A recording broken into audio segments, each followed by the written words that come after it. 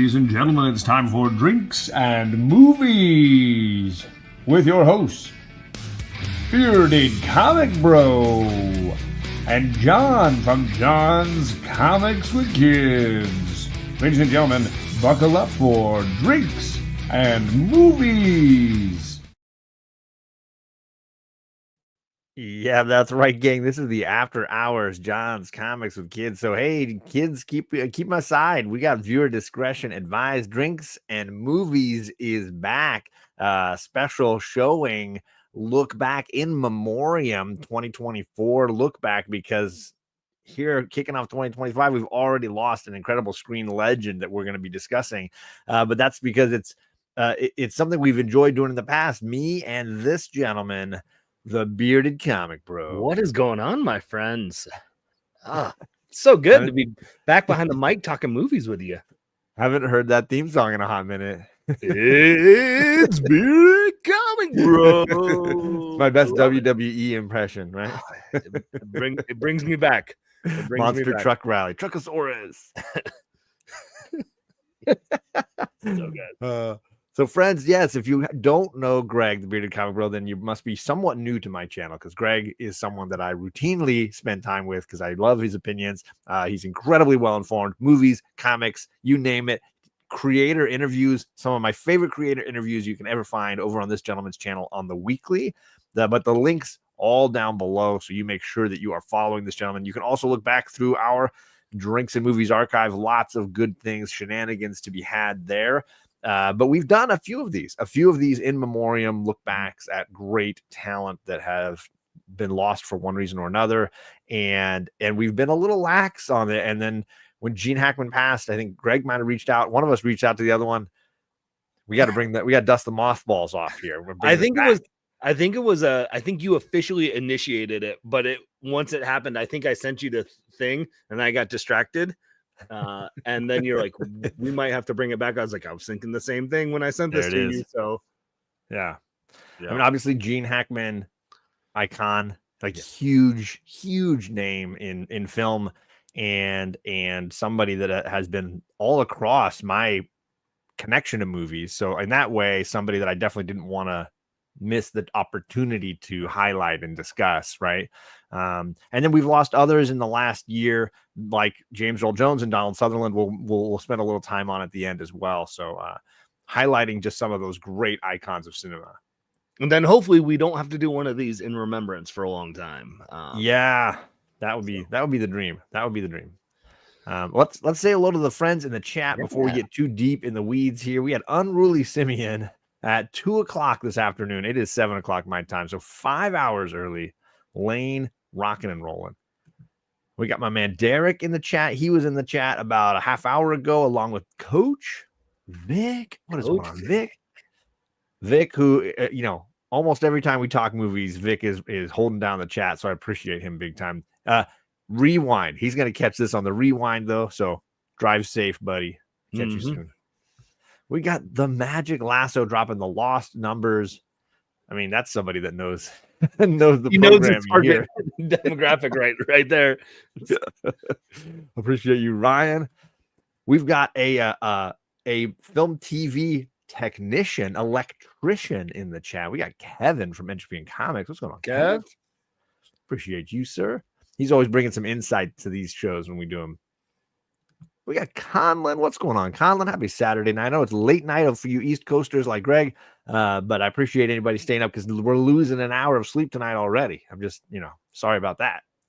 I realized that once we said it at 10, I'm like, oh, it's really like 11 o'clock my time if I think about it. Yeah. I was like, oh, well, it's what we do. Right, exactly.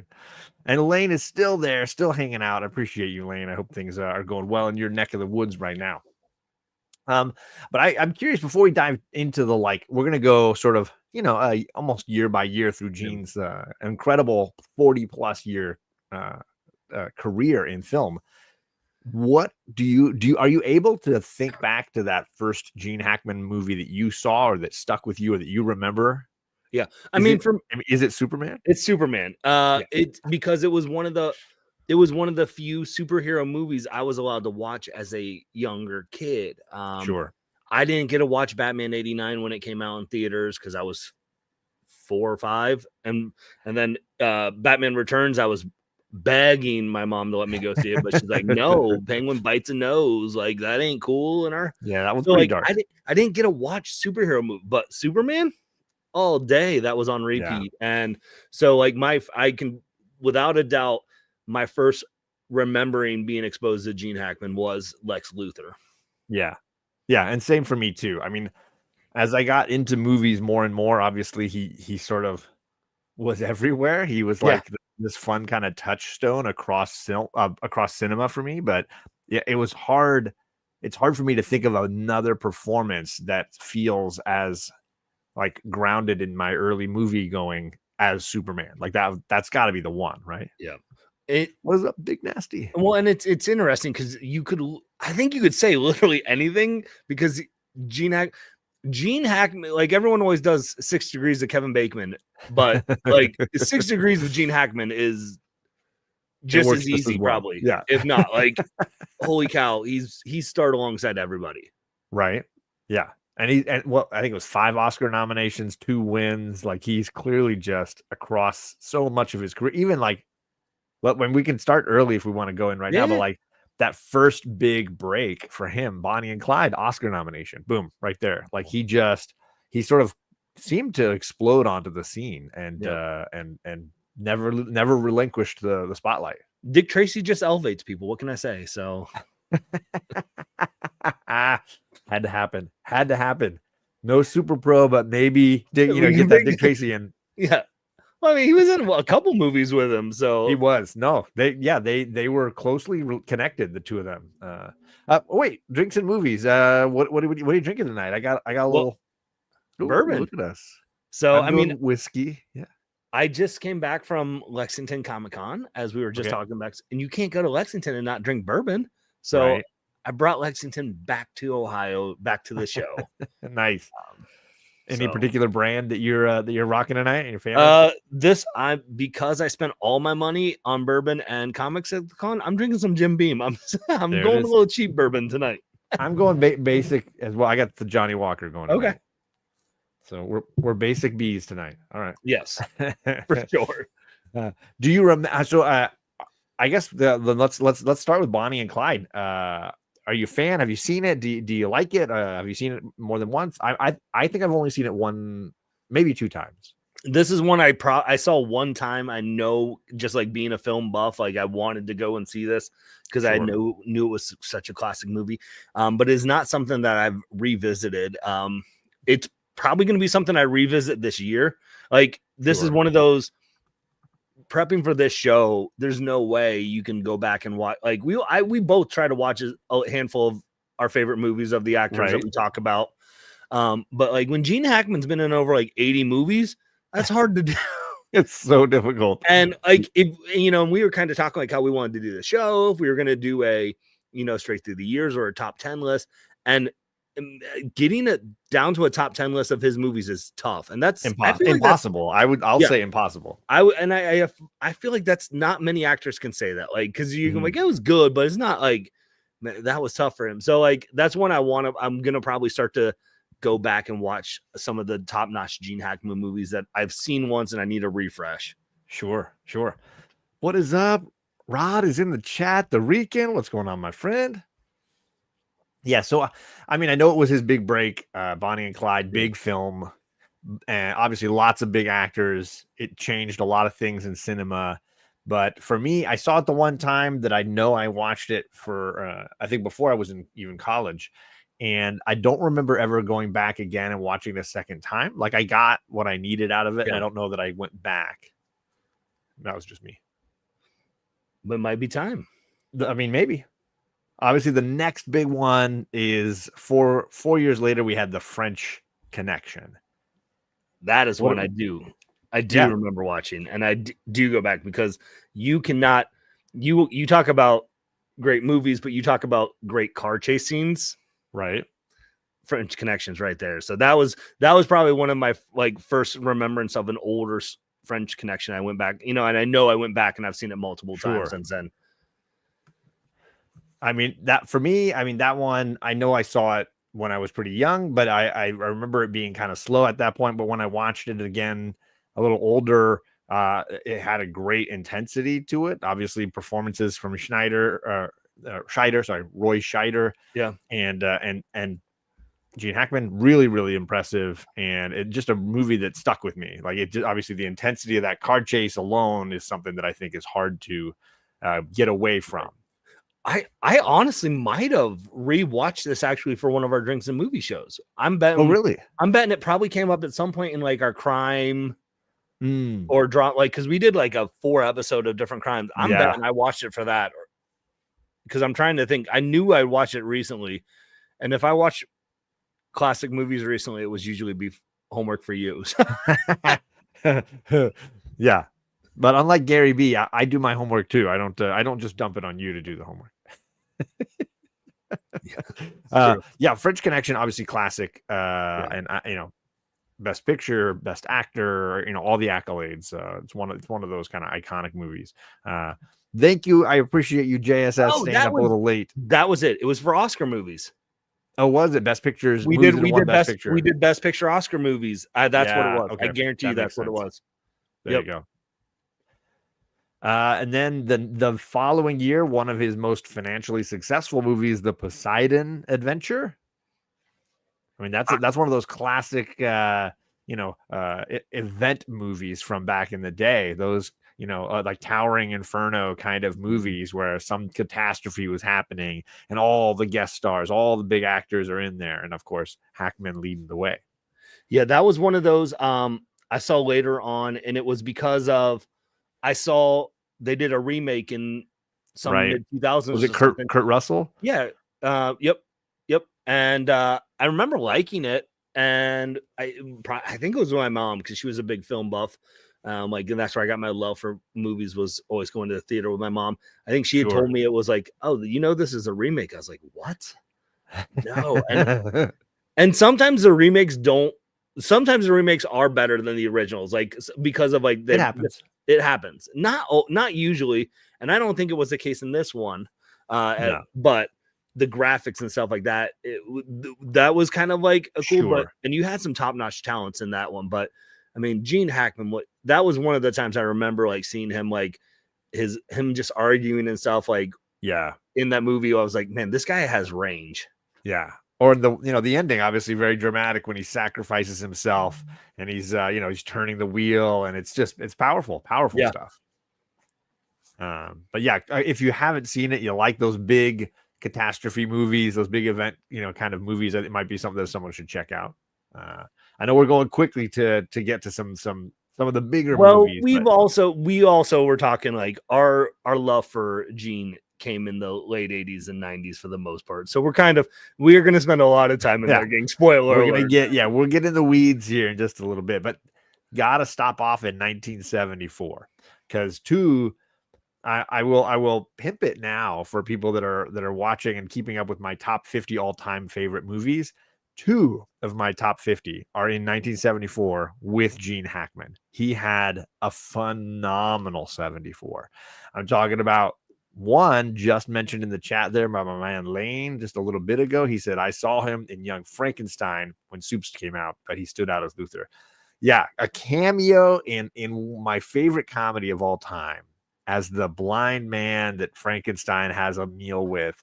So freaking good. Tell me at what point, because it took me a long time as a moviegoer to realize that was him.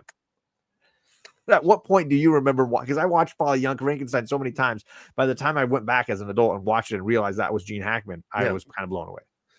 So I've watched Young Frankenstein many a times, and as someone who is very observant in movie watching, it was not until Gene Hackman passed away and people were posting that he was a blind man that he was in the movie that I did not.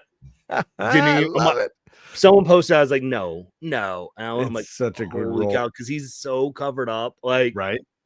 I'm sure if I sat back and watched it, like, I'd hear the voice, but no, I've had this on my computer for a while from when we were doing these shows before, but I've had this little GIF on here for a while. Yes. That's his hand you don't right see there. His face.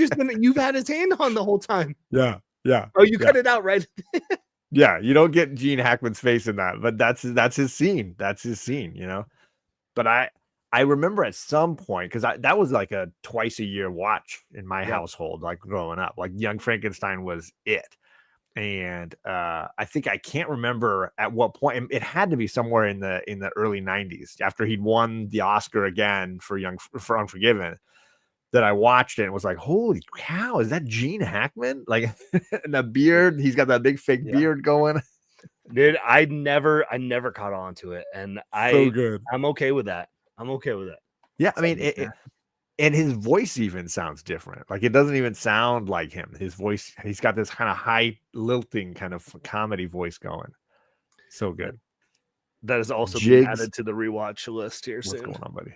Worth it. I mean, even for that scene alone, worth it to respect the comedic timing he had going. But the other one is another one of my all-time favorites, 1974's The Conversation. I'm a Coppola knucklehead. Like, I just love Coppola's movies. Even some of the bad ones like Jack, I can still watch and enjoy. And The Conversation is not that. The Conversation is back and forth for me between The Godfather, 1 and 2, as like just that 1, 2, 3 punch of just all-time great cinema. And Gene Hackman owns it. Like he's the guy. He's all the way through that movie on the roller coaster ride with all of us as to what The Conversation means, and the cinema talent of Coppola is on screen for the whole time. Even just the way he edits that, the way he shoots that, the music, it's a masterpiece of thrill. If you're a Hitchcock thriller fan at all, get The Conversation on, gang. Get that rolling. This is one of the first ones that we are talking about that I have not seen yet. You'll love it. Well, like I love because this is one where it's like he's spying in on their conversations, right? So, yeah, the opening scene is he is a surveillance specialist, and he's got a team who is recording a conversation between a man and a woman walking through a park. And there's a lot of noise, cars, birds, people playing, a band, all these things. And they've got microphones all around they're trying to record this with. And, this is the 70s. Technology was not amazing for sound. What is up, Inja? Good to see you, Inja. And so Gene Hackman's team records this, and then it's his job to splice the conversation together so that you have one, he's taking a little bit from this mic, a little bit from that mic, and he's piecing it together. And the whole movie, they play the conversation between this couple, 4, 5 times. And each time you feel like you understand what they're talking about a little better because she's got a husband, Robert Duvall, and he is unsure about their relationship and what's going on. Robert Duvall's very successful businessman, and his VP at his company is Harrison Ford, and he's the one paying for this surveillance. Harrison Ford is kind of this really young, super young, sleazy villain, 3 years before Star Wars. And he's the guy paying Hackman to do this recording and then to get the tape and use it somehow. And Hackman's not sure if this is like industrial espionage. Is this an affair gone bad? What does it all mean? And, he feels like now, as he's getting deeper in this, he's feeling like his phones are baby bugged. People are watching him. It's all that like paranoia. It's like all that like somebody's watching me. The more he's watching and recording and he's going, wow. Yeah. Good golly. And it's got so many great actors in it. So many, I just mentioned 3 or 4 like all-time phenomenal actors, but it's one of those movies that if you're a Hitchcock fan at all, it'll get right under your skin in the best kind of ways. And the ending is superb. There's lots of twists and turns that I think nobody will really catch and see coming. Harrison Ford claims it's one of the only times he's played a gay guy. He was like, no, I really visioned him as homosexual, and my decisions had to, as far as like where his allegiances lie and why he was like, he went through and like had a whole backstory for this character who's maybe on screen for like 20 minutes. Like I've heard him talk about the role early in his career because it was like his first big movie where he had like, because he had been in Coppola's Apocalypse Now for like one little scene. And then Coppola brought him back for the conversation, and he had this bigger part, I great movie. wrote it down. And I hope you in the chat do that as well. As we talk about a movie and you're like, man, I have not seen that. Write it down, make notes. Do it. Well, then let's continue on through the 70s. In A Bridge Too Far, as a reminder, Hackman was a Marine. He served for 4 years in the Marines right after World War II, so right into the late 40s into the 50s. And he attributed a lot of his focus as a performer to his time in the military, helping him kind of like gain more perspective and motivation on life. He did make him very rebellious. Apparently, he was kind of a rebel when it came to theater companies. He would quit theater companies and quit theater gigs a lot because he might have felt like it was not taking him in the right direction. But A Bridge Too Far is one of his first times playing a soldier, and he will revisit that a bunch. It's a great war epic. Like every great actor from the 70s is in that thing. Connery, a lot of great performers. So he's one guy. He's in there. He's buried in there. Yep. I remember watching this for the rewatch for when we did the Remembrance of Sean Connery. There it is. Okay. So, yeah, and I mean, this doesn't. I mean, like you said, he's in it not a huge amount. Like, so it's not. Right. It's not one that makes my top. Like when I'm thinking. No, not at all. But I just wanted to get it because we're gonna get a bunch of war movies in here for him where he's playing soldiers, and I thought it was always very interesting that he revisited those roles a lot.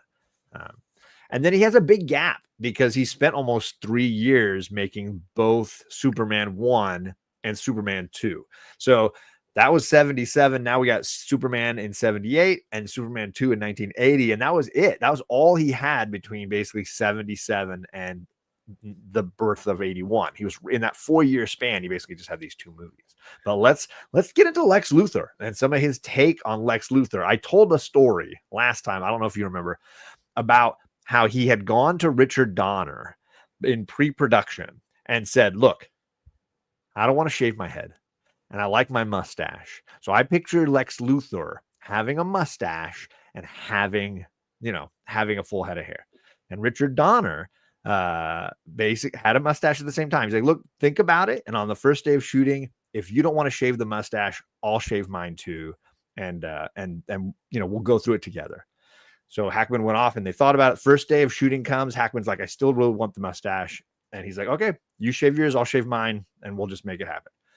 Hackman shaves his. He comes back out. Donner peels his off because it was a fake mustache he had been wearing all through pre-production to wear Hackman down. And then they agreed that Hackman could wear fake bald cap for the bald portions and have his own hair for the whole movie. So good. As soon as you started telling it, I'm like, yep, I remember this. For me, it just highlighted the renegade rebel of Hackman, but then also the genius of Richard Donner to kind of work around it a little bit. Yeah, I want to see, because apparently, I mean, like you said, like, and I've heard stories that like they did shoot the day one shooting, like the daily, like, so there is somewhere where it's him, like, with and the I'm stash. like, we would have had two of the most greatest villain roles with mustaches. You'd have Lex Luthor and then Cesar Romero's Joker. Right? Yeah, Cesar Romero painting over the mustache, right? Which is classic. So what good. We got Kenneth Bird and we got Bruce from Kingdom of Nerds, who was on with Rob's Fat Stacks today doing the slab show. So I appreciate you making time for us, brother. I'm sure you're tired from that, but keep up the good work, my friend. So what do you want to say about Superman? I know this is still my all-time favorite comic book movie, Superman 1, and I love Superman 2 as well. I think it's a very entertaining flick. So what are your thoughts? Man, I think it stands, both of them stand the test of time for me. I know when we've done our superhero movie rewatches, I still do have beef with the ending of Superman 1. Sure. And I don't think it's perfect by any means, but no, I'm willing to let it go. Right. Because everything else about Superman works so well. You have Christopher Reeve's iconic portrayal of Superman and Clark Kent, like the dual roles.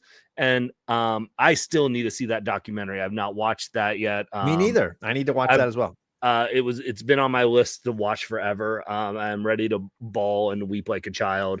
But Christopher Reeves is such a dynamic actor, and to put him alongside Gene Hackman, and to see how they interact with each other throughout those scenes, like especially like when he Superman breaks through the wall and he's Gene Hackman says something snarky like come on in or something like that. It's like, I'll have my lawyers bill you for this. Like it just is. He's so casual. It's just so like he's not like, it shows you that Lex Luthor has a presence that he can go toe to toe with Superman. He doesn't see Superman as this like, he's like, no, you might be strong, but I'm just as brilliant. I'm out there. And so like to see them kind of go back and forth as the intellectual, versus the brawn, and like that Luthor feels like he's an equal to Superman. And I think 100%. And he does that in comics too. And I think Gene Hackman really portrays that fantastically well in the movie. Totally. Yeah, no, I absolutely agree.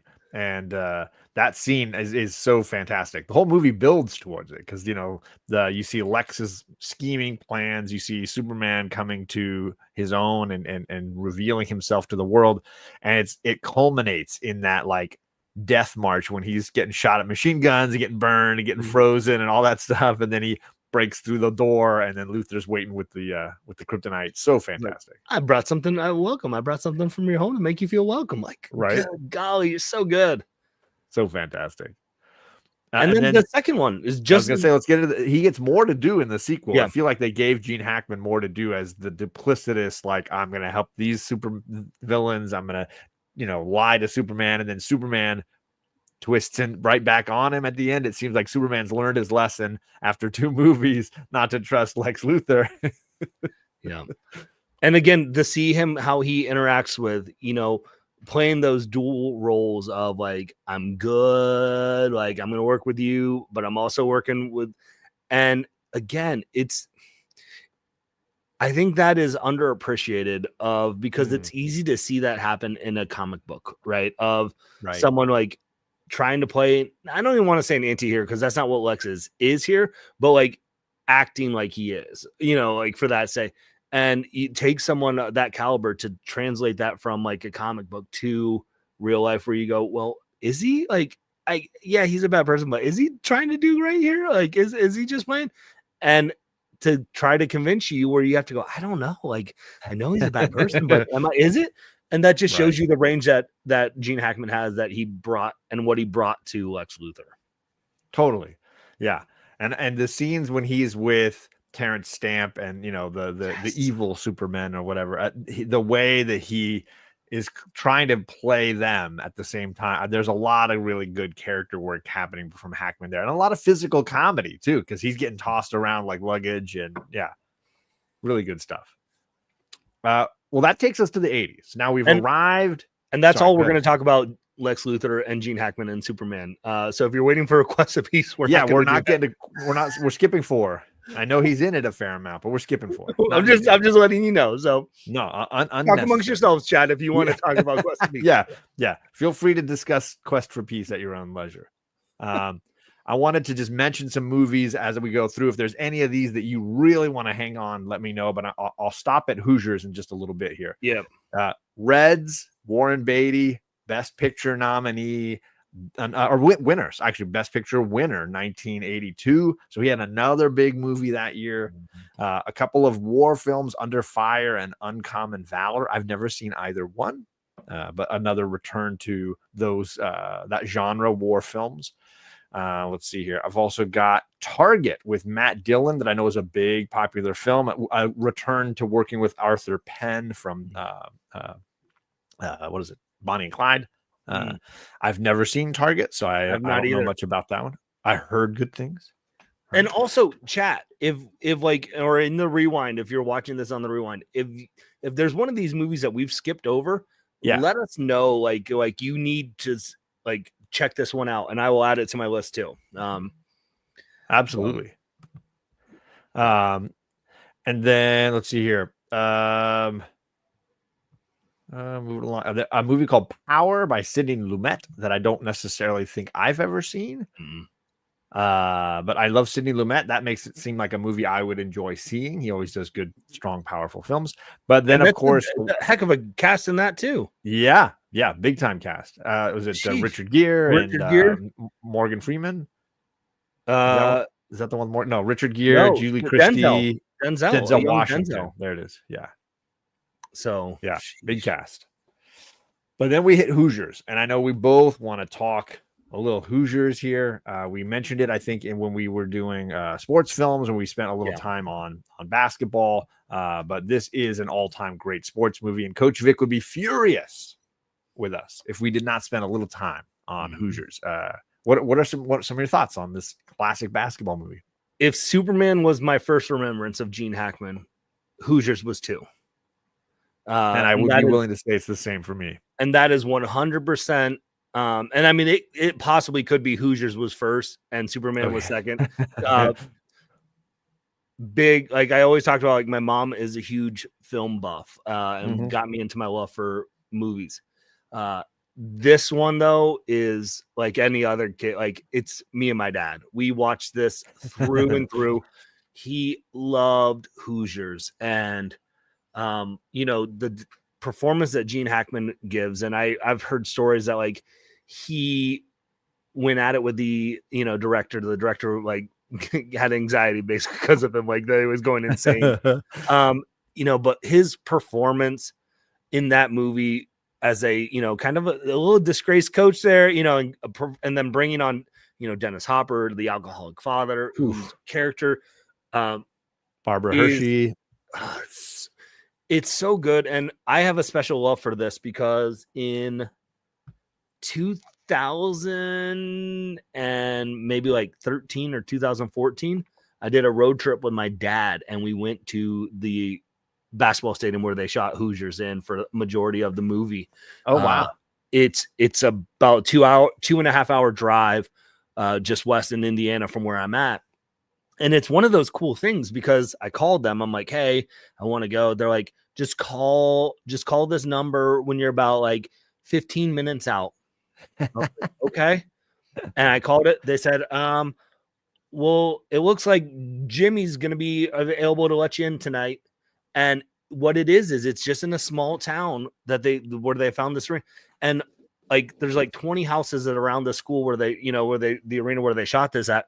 They all have keys to the gymnasium, and they all, whoever's available will go, and then they will give you a personal tour of it. We sat and shot basketball, the entire time in there. We went to the locker room. You saw the bleachers. And so like to get to see something so iconic of one of the greatest sports movies, to then get to see like just the love that they have for that. And they had film pieces and stuff in the lobby of the of the arena, and you could go in they had the whiteboard where he used in the locker room and stuff like this. And I'm pretty sure you still can do it, but it's one of those things like that has made that movie 10 times more special to me because of course, very rarely do you get a great movie where you can go and visit where it was shot at for the most part, like where a majority of the movie was shot at. Usually it's like, oh, this was the outside of the house in this scene, and then everything else is in sound stages or it's torn down and stuff. So like to get to see, I know when I went on a personal note here, and that's fine. But this is what I love about like that movie. It transcends. I think it's one of those things that makes movies. What makes movies great and what makes movies special is, you have someone like Gene Hackman's character in this, but that you have a town that in their real lives, they're just like, oh yeah, so-and-so will just let you in. And they were telling me, he's like, we're all trained. He's like, stay as long as you want. I'll be here until like, I want you guys to enjoy it. Cause they know how special of a movie it is. And they want that to be something special for them. And so if you're in the Midwest and you've never been, go do it. That's it's cool. Worth it. So that's cool, man. Yeah. What's up, Comic Cap Collectibles in the chat? What is going on? We're talking Gene Hackman classics and specifically Hoosiers. I want to say my brother went to some kind of charity event for one of the law firms he used to work for, and Jimmy Chitwood, the actor who plays Jimmy, was there as part of the auction, and like at the same table as my brother. He took pictures with Jimmy Chitwood. That's well, it's funny because Nobody else knew who the guy was, but my brother was like, dude, it's they Jimmy still Chitwood. they do special high school basketball games there and things like That's that every cool. once in a while. So it's cool to have a piece of iconic movie history right there. So and it's one of those sports. I mean, there's a lot of them, I suppose, but it's one of those sports movies that really gets you pumped up. That underdog, come on, you can do it kind of gung ho feeling that like a movie like Rudy or Rocky can also bring out. And I think it transcends, I think, era because it was already a period piece when it got made. And I think it just has that nostalgia of, a time gone by. And I think when you're talking about great sports movies, yes, the underdog story aspect is a huge part of it, but then there's another layer to it, right? Like his relationship, with the players, his relationship with the town, because the town doesn't like him, his relationship with Dennis Hopper and what he's like, that's where it takes it from like an underdog movie, like where it's like, yeah, it feels good to like where there's an extra layer of heart there, which makes it a special movie that I think sometimes, like, I love a good underdog movie. But I think some of them that transcend that, they have that kind of extra layer there a little bit more, and Hoosiers leads the way with that. Totally. No, I totally agree. Because obviously that last moment, zeroing in on the picture frame and hearing his words, like it hits deep for sure.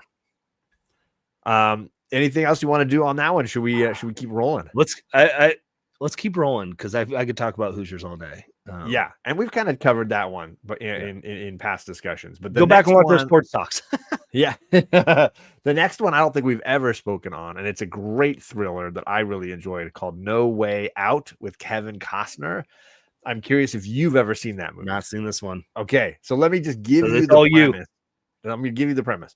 The premise is Kevin Costner is having this illicit affair with Sean Young of Blade Runner fame, and he knows that she sees other guys, and one of them happens to be, and I think he's the Secretary of Defense or something. He's a pretty high-ranking government individual. It's Gene Hackman, and she's sleeping with him. And so what happens is Gene Hackman's character finds out, gets jealous, has a rough night, and kills her, and then wants to cover it up. And so now the investigation's underway. The problem is Costner's fingerprints are all over this place. So instantly he is the suspect number one. He is also working in the State Department in the Pentagon, and he's helping to lead the investigation into who might this killer be. So all of this mystery swarming around. Costner knows Hackman did it. Hackman doesn't want to get caught and wants to get person X, and person X is Kevin Costner. So they're like chasing one another in this thing. On top of it all, they're using this ruse that one of the men she was sleeping with was this Russian spy who had a code name I can't remember. Let's just call him like Vladimir. And so they are pretending that she was sleeping with this Russian spy just to get the State Department and the CIA to dig deeper into what her illicit affair was. So now Costner's like, geez, this is getting bad. If they catch me, they're going to think I'm a Russian spy and a murderer. This is going to get bad. Hackman on the other side just wants to wash his hands of the whole thing. And his partner and his assistant, Will Patton, who's a great actor, you may have seen in a lot of stuff.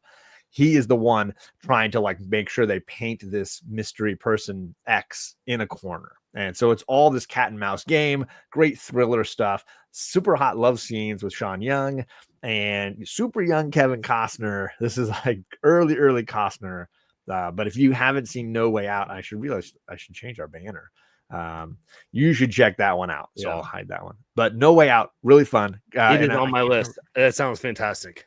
I can't remember. The director is Roger Donaldson, who's done a lot of great thrillers and movies. So worth the time. If you haven't seen No Way Out, I recommend it. And we got Stu in our chat. What's up, Stu? What's up, buddy? Appreciate you, Stu. I hope your Saturday night's going well. And then, of course, we're skipping over Superman 4. Discussion has been had. Sorry, gang.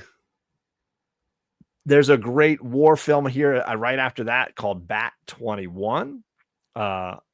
Danny Glover and Gene Hackman plays a downed helicopter pilot, and Danny Glover is the only one who can communicate with him. He keeps flying over the air zone to try to see if he's still alive, and Hackman's got a bad knee, and he's just kind of like hiding in the jungle without getting caught. If you haven't seen Bat 21, another good war film. Are you a fan of that one? Have you seen that one? That's another one I have not seen. Yeah, so it's a good. I mean, it's almost completely Glover and Hackman both doing great jobs. Hackman just trying to stay alive. Glover not wanting to give up on him. Yeah. Everybody's saying he's not going to make it out of the jungle. He's never going to survive, and Glover won't give up on him. Good stuff.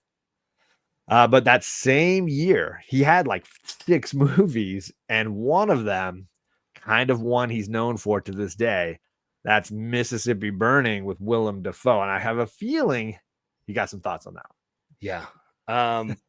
This is one of those movies where if you've never seen it, you need to see this. But it also is one that I don't revisit very often because it's such a difficult movie to watch. The subject matter, dealing with, racism, and the FBI agents that are going to investigate, and I'm pretty sure it was murders of civil rights activists, right? Mm-hmm.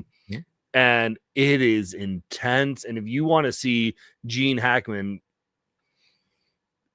step it up as the intensity level, like this is the movie. Like it for sure. So again, like it's one of those, like, you need to see it. I don't know if it's something that I can revisit very often. Sure.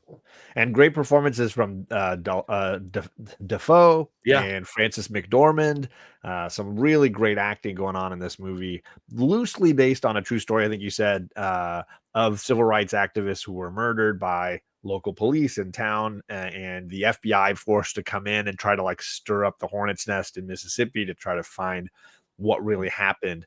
But it's a fictionalized account, right? It's not a true story, but they do a good job of, in the script at least, giving us the 2 cops having very different perspectives. You have the aged FBI agent who's kind of a little more of the street, and he's fine beating the crap out of these guys. He feels justified rage. Hackman is perfectly fine beating the snot out of these guys to get to the truth, versus the Defoe playing the like by the book. We've got to get convictions out of these guys. We've got to solve this problem the right way. And Hackman very much of, you can't fix this. This is not fixable, but we can beat the snot out of these guys, and that's kind of going to feel good. This is one of those too that I saw where Gene said when he watched this back, it made him like, I can't do another movie where there's violence and stuff in it, like, because it was now that doesn't hold up still. He did but right, I mean, he like, did do more, but it affected him a lot too, I think, of seeing like, holy cow. Sure. But yeah, absolutely a great movie. Alan Parker, a great filmmaker, definitely keeps you on the edge of your seat. There's some really phenomenal, just dramatic scenes in this movie. Frances McDormand, I think, delivers a really underappreciated performance in this early in her career. So yeah, worth the checking out. There's also a movie that I have never seen that I really want to see right after this, called The Package. This is a Gene Hackman, Tommy Lee Jones, Dennis Franz, John Hurd, Joanna Cassidy film, directed by Andrew Davis, who did The Fugitive a few years later. I heard this is another really good thriller, but I have never seen That's one I need to add to my list. I hear good things.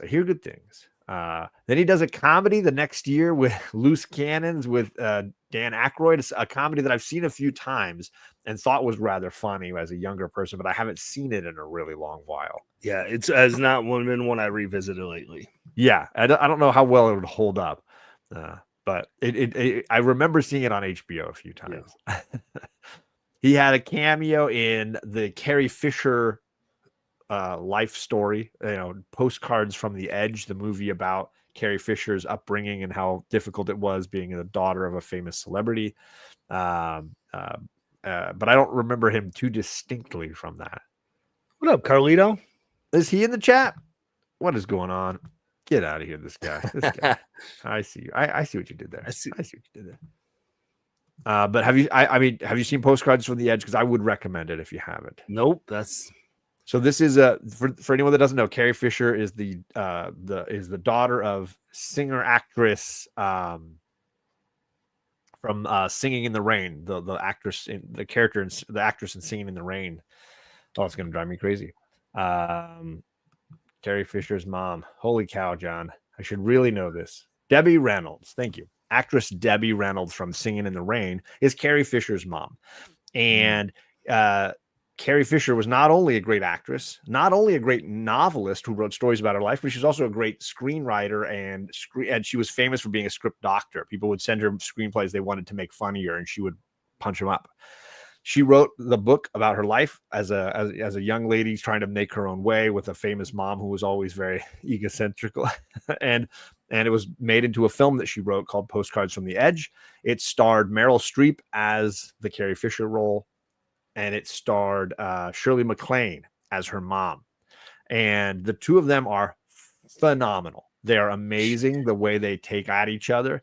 Dennis Quaid plays basically a Harrison Ford, a young actor on the rise who has an affair with the young actress on the rise, but it's not going to ever work out because they're just both trying to make ends meet, right?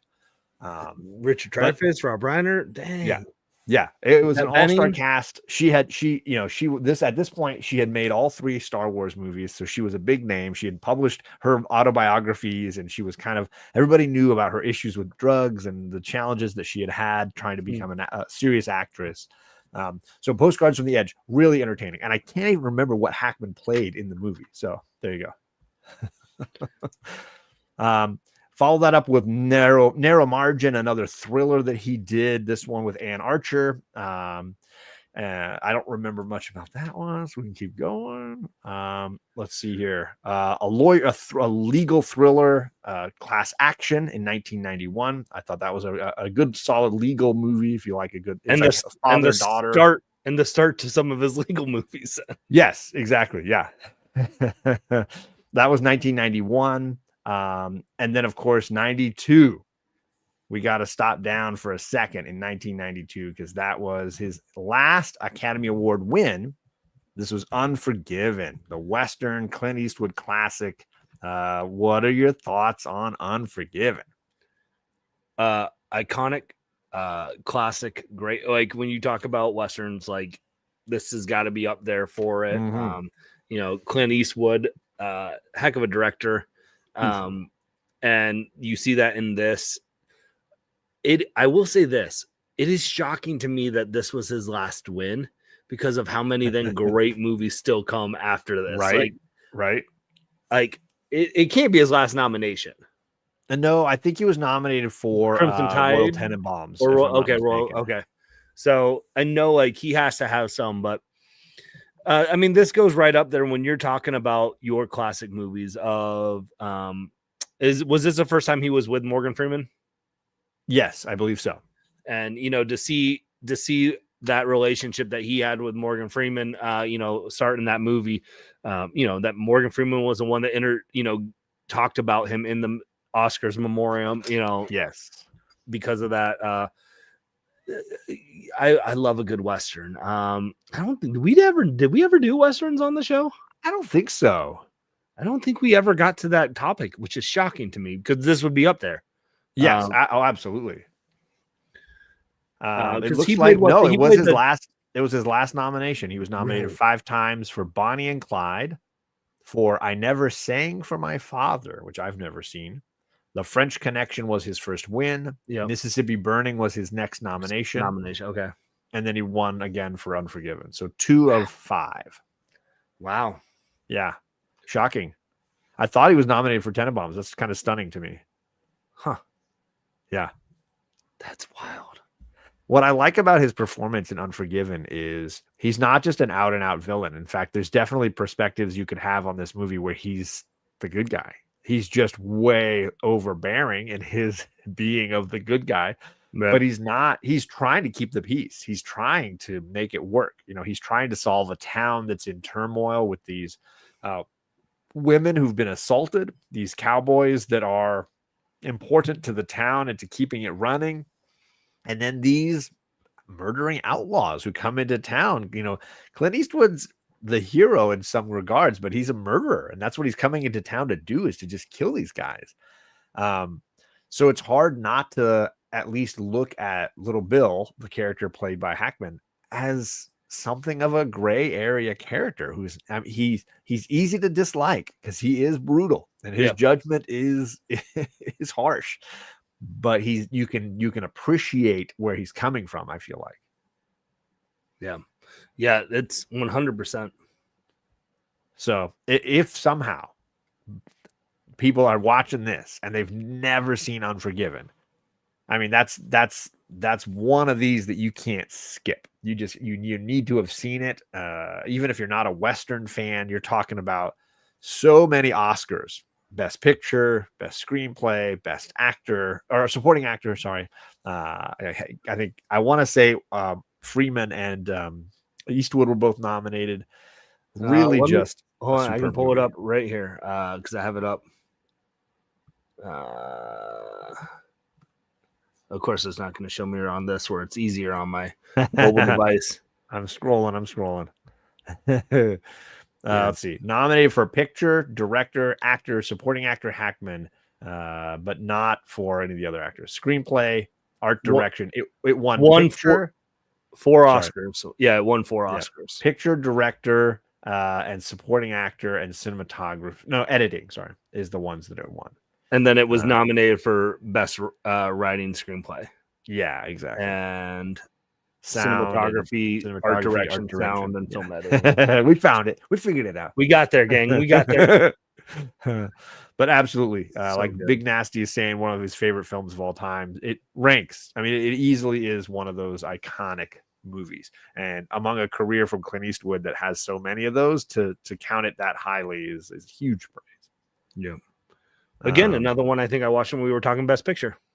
Oh, was that your first time seeing it, or had you already seen it? No. My mom was a big Western fan, so I watched a lot of, not like the spaghetti, but like if like Clint Eastwood was probably like her guy. You know, you all have it was Clint Eastwood was her guy, and so anything Clint Eastwood was in, which is why I watched Space Cowboys when I was a kid, because Clint Eastwood was in that, and my mom's like, "We're gonna watch Clint Eastwood go to space because it's Clint Eastwood." Because it's Clint Eastwood. For sure. But that also features Donald Sutherland, another gentleman that we lost. Mm-hmm. There you go. But you mentioned legal thrillers. If we want to keep rolling on this, his next movie is his first of 2 legal thrillers from John Grisham. We've got The Firm with Tom Cruise, where he plays Avery Toller, the sort of shady lawyer who's having a bunch of guilt about the things he's done, and seeing Tom Cruise's idealistic lawyer coming up the way, he kind of feels connected to him, guilty about what he's going through, and Hackman gives a very different kind of performance for him, I feel like. Yeah, this is one of those I know I probably saw earlier than I feel like I should have been allowed to, because it was an R-rated movie and it was in 93.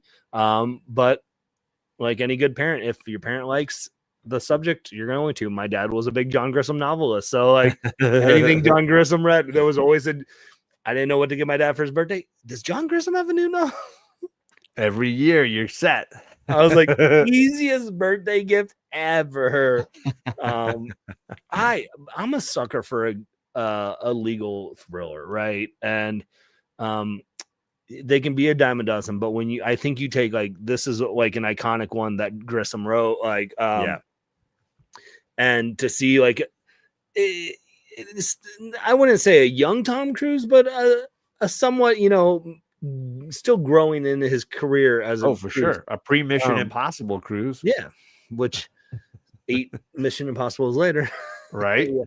Again, to see that how they play off each other, and think of all, and this is what we talked about at the beginning of the show. Think of how many actors we have named already that have played. I mean, alongside Gene Hackman in the lead roles. Like that'd be an interesting stat of how many best actor, best actress, best supporting actor, best supporting actresses have starred alongside Gene Hackman.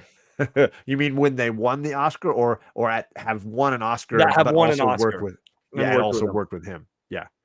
Ed Harris has a great role in this as well. Speaking of other Oscar-winning actors, Ed Harris is super creepy as the like FBI agent trying to force Tom Cruise to flip on his law firm.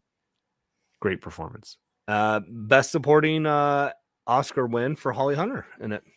Oh yeah, she won the Oscar for The Firm. Yeah, in supporting role.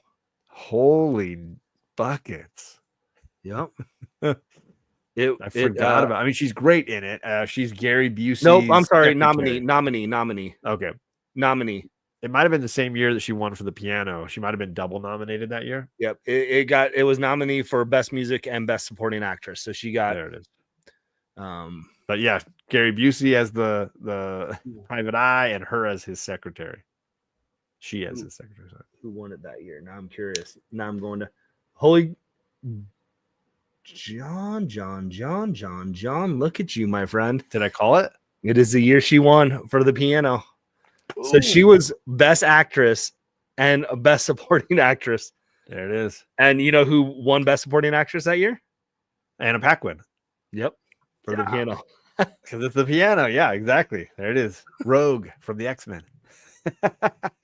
Wow.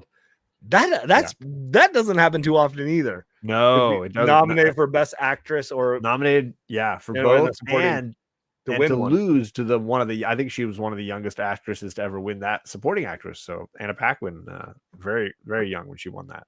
It's got to be weird because you're like, I lost to someone who complimented me, probably helped me win my other one. Right. Yep. Fair. Next, we've got 3, and I'm fine talking about any or moving right over them, but 3 Westerns in a row from Hackman. He was a small cameo in Geronimo. He played Wyatt Earp's dad in Costner's Wyatt Earp. And then he played the villain in Sharon Stone's Quick and the Dead. So he went bang, bang, bang, Western there for a stretch. Any of those you want to mention, go over, or nothing? Probably nothing. That's, I mean, the best was still, Unforgiven. So yeah, I feel like I'm easy to move along to the next for the sake of we should. Okay, cool. Because the next 3 straight in a row are all bangers. Like they're all movies people should own and have seen. We start with his return to the world of military movies, and another working with Denzel. We've got Crimson Tide, gang. This is one where I was shocked that he didn't get nominated or win anything for. Sure. Because this was one of those great performances. Tony Scott, fantastic director in this movie. But again, you have this kind of Gene Hackman dials it up to 100 a lot, but it almost, though, I feel like it doesn't go like Al Pacino over the top, like dialed up. You know what I'm talking? Like there's a believableness that like dude's just an angry dude, like and or feeling he often has that justified rage where he feels justified in his actions, right?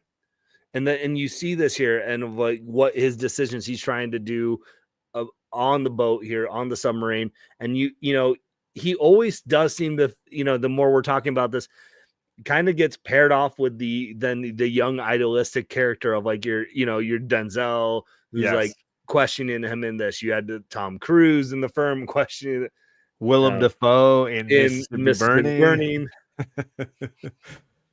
So yeah, this was this is a phenomenal movie. Yeah, lots of great performances in this as well. A lot of the other crew in the submarine, very famous, like Viggo Mortensen has a great role in this.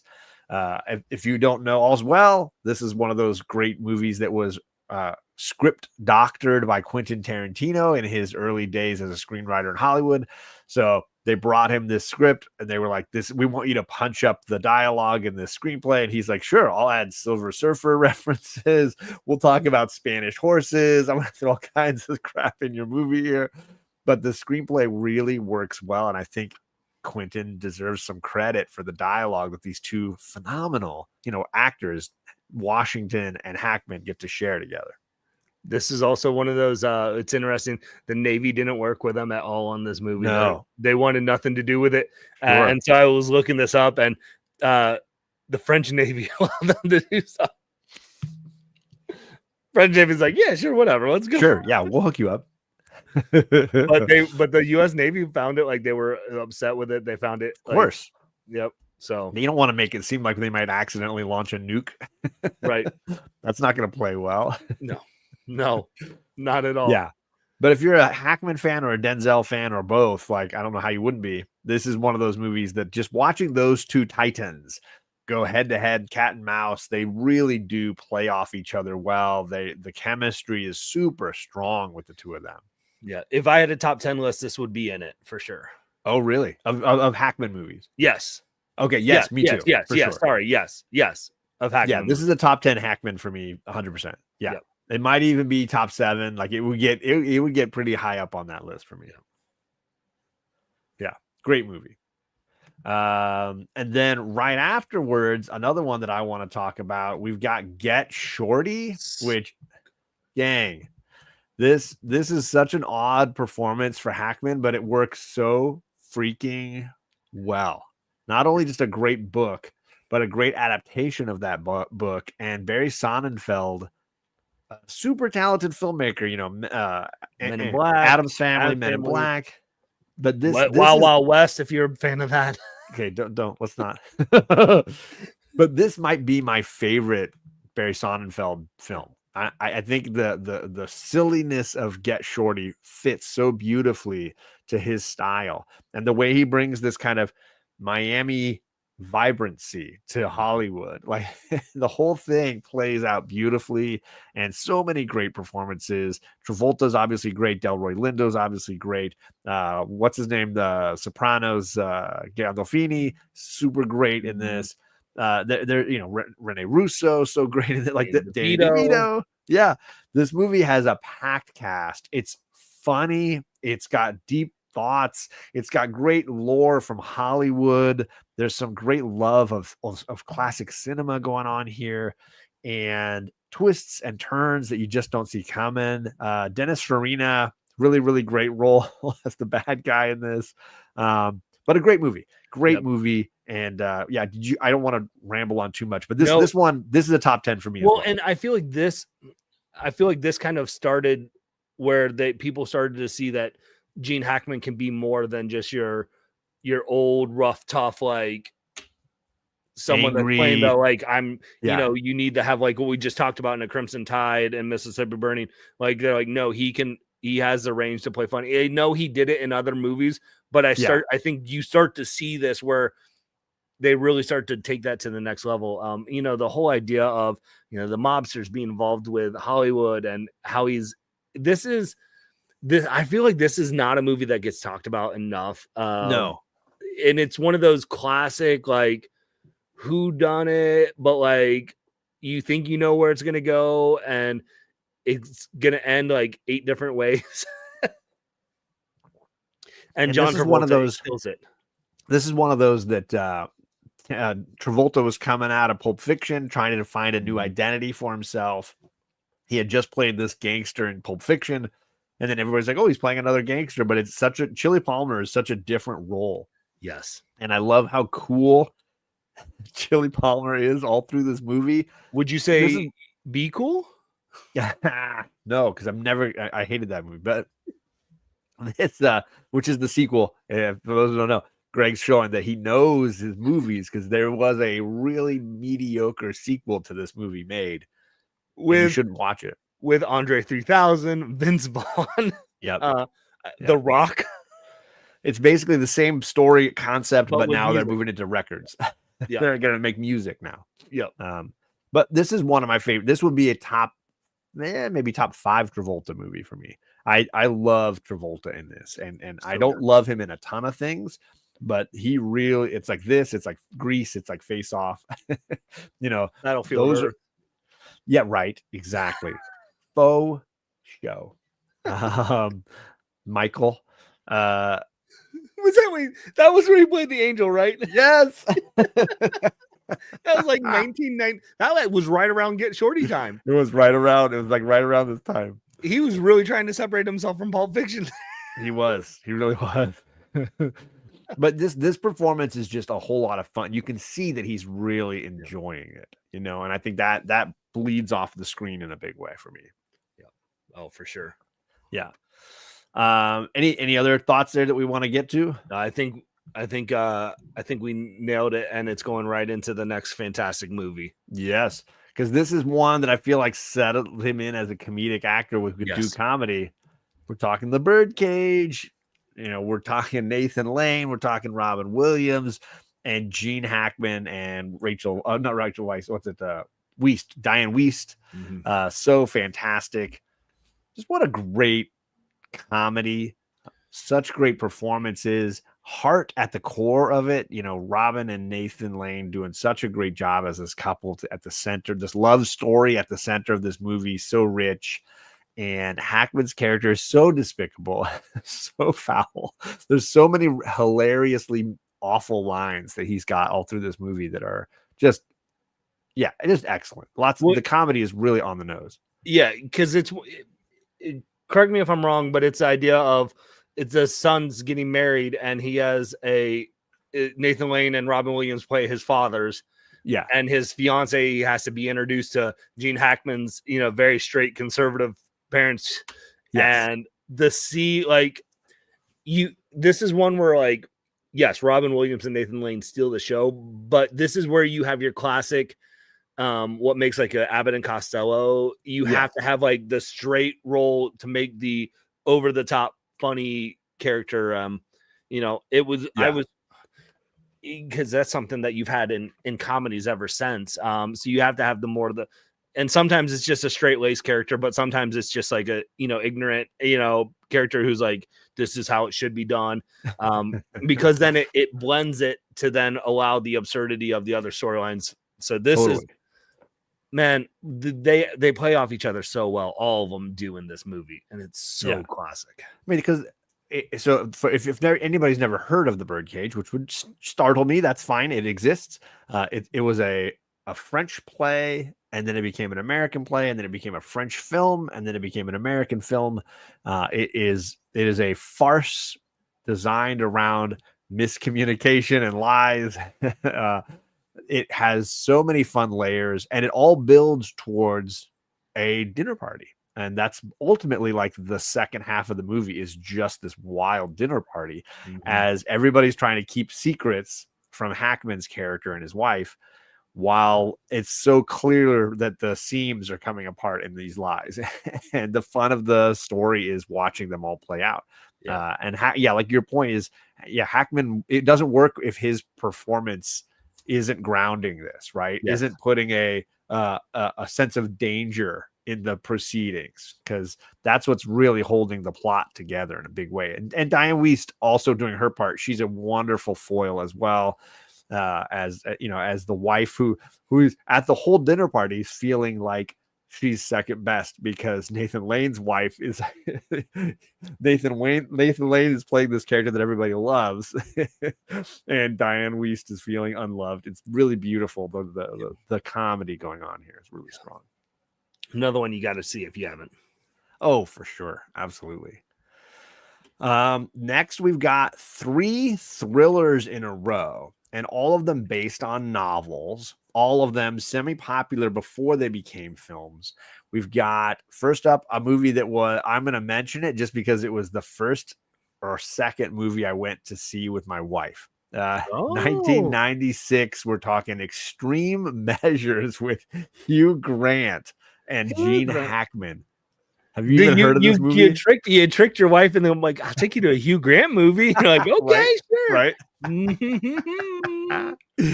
don't know if you've ever heard of this movie. It was a double date, me and my wife, and it was like our second or first movie together, and a buddy of mine and his girlfriend. And the movie is all about assisted suicide, like these 2 doctors and their different beliefs on this act. And again, you have the young and the old, and very, they're butting heads on this thing. And Hackman does a very capable job, but the movie does fall apart. It's not the kind of movie you want your Hugh Grant. Hugh Grant was trying to prove he could do drama, and it doesn't work. It's like, you go back to rom-com or start rom-coms for sure. Next up, we've got his second John Grisham adaptation. He worked with O'Connell, Chris O'Donnell before his Robin days by This is The Chamber, another Grisham adaptation.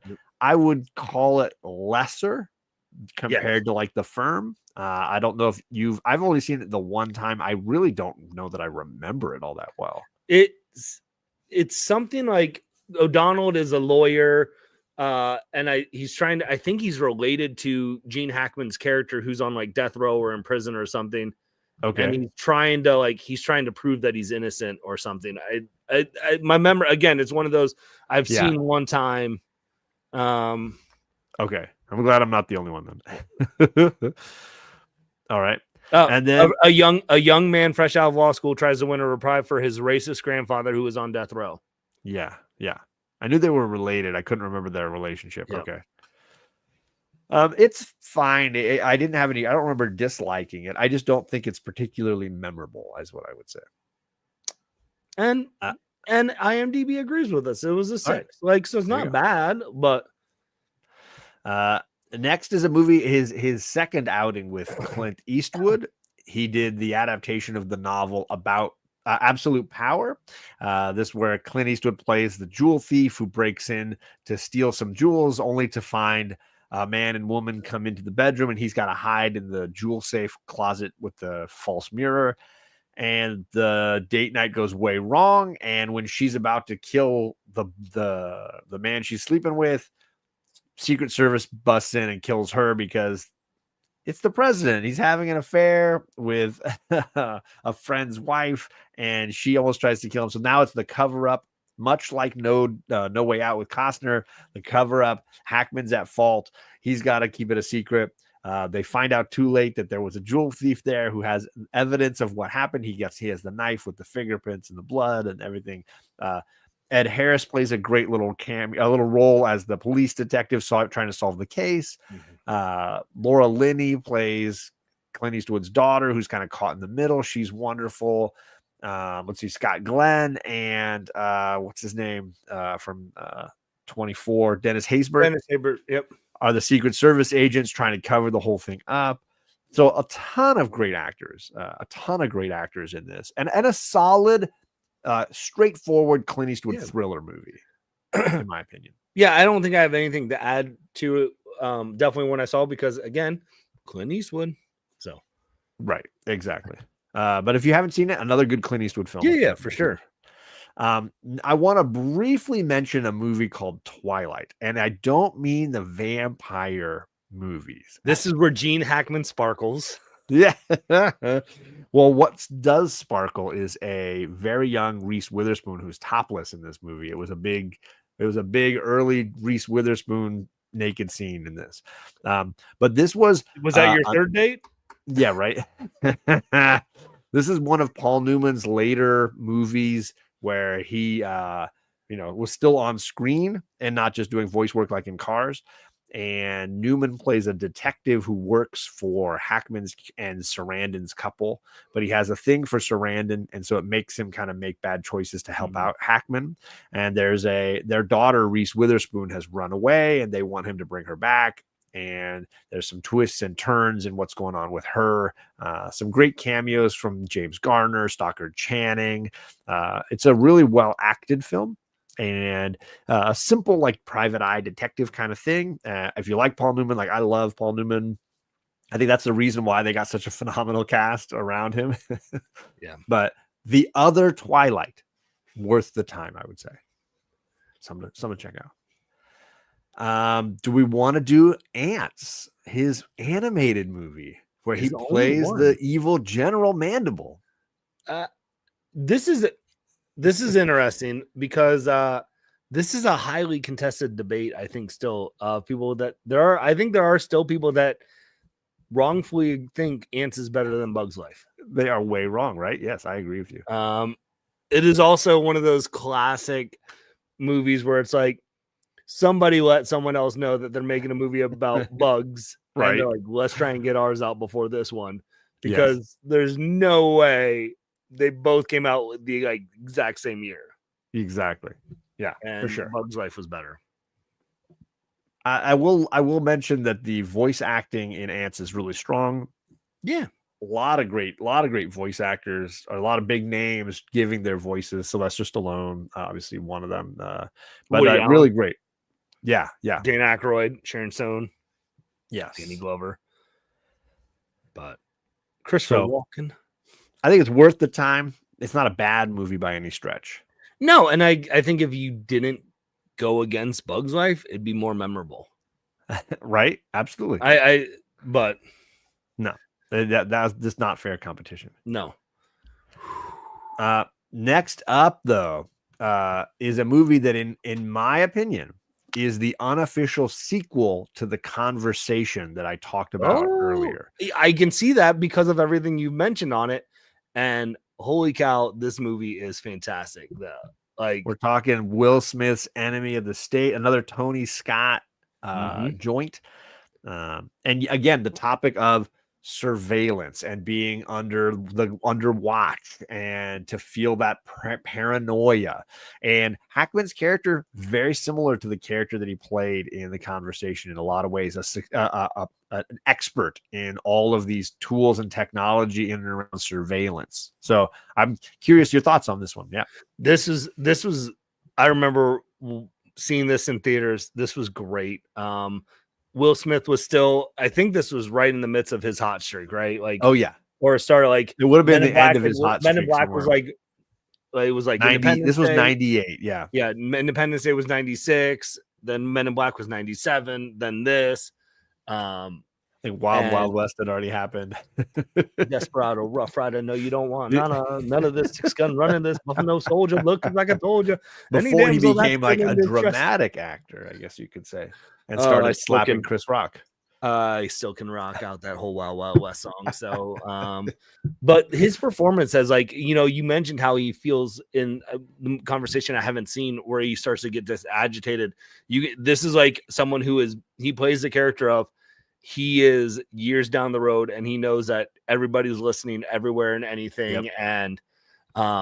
And like, he doesn't pull any punches with Will Smith. Like there's a scene in an elevator, like where he just drops him and just like is cussing him out for like his stupidity. And like this is one of those where I feel like where he plays like this kind of like, we always talk about, he's this grizzled guy with then like the young buck.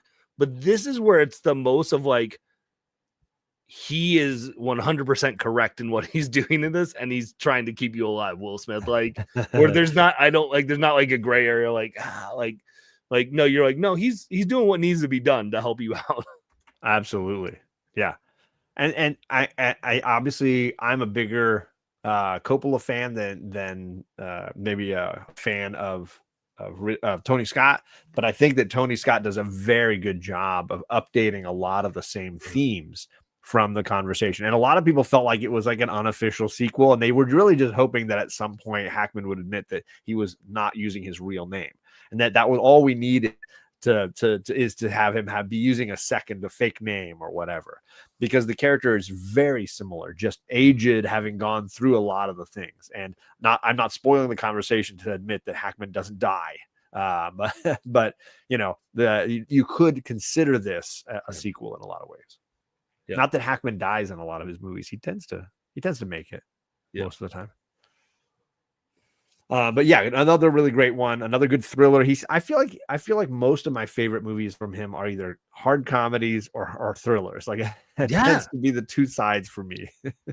which would lead me to the next one, unless you have the other one you like. But no, we can move down. I don't know which one you want. We had the following year he had Under Suspicion, which is it's solid. It's not great, but I remember I was working at a video store at that point, and I think I saw everything that was coming out. But Freeman, Hackman, they both do a solid job in this. Stephen Hopkins does a good job directing it. Thomas Jane has a little cameo in it, or a small part. It's based on a French film, but I enjoyed that one a little bit. But I'm assuming you want the Keanu Reeves film. I want that Keanu. I want Shane Falco, baby. let's talk another sports movie. Man, this is one of those movies, The Replacement. If you haven't seen it, the idea is literally the NFL players are like on strike trying to get their money, and the owner's like, screw you guys. We're just gonna bring in B-list, Canadian League football players who are going to take, or washed up football players, and you got to, Keanu Reeves plays Shane Falco as the quarterback who falls in love with the cheerleading coach. Yep. There's a bunch of strippers because the cheerleaders also go on strike, and so they just go to the strip club to get these. And this is one of those movies where you have the straight lace Gene Hackman and that really plays well as what you want from a coach. He's not like the type of coach he is in Hoosiers, but he's the type of coach that plays well with trying to get these ragtag hooligans who are just there having fun and like are in prison and in one scene. And you've got like Orlando Jones and whoever plays the kicker. He's like, I'm wiry. Is that what's his name? Rise Ephens? Yes. Who plays the lizard? There we go. Keep it comic talk. He's the lizard in the Amazing Spider-Man movie. Yes. Like to see his character, like they're just it's a lot of fun. Is it a great movie? No, but is this a fun comedy? For me, I thought it's hilarious. Yeah, and I'm not a big sports guy, but like it's definitely worth the watch. It's an entertaining piece of sports movie. I was very entertained by it. John Favreau is in it too. There you go, another. Yes, isn't he one of the linemen or something? Yeah, he's a little crazy in that one.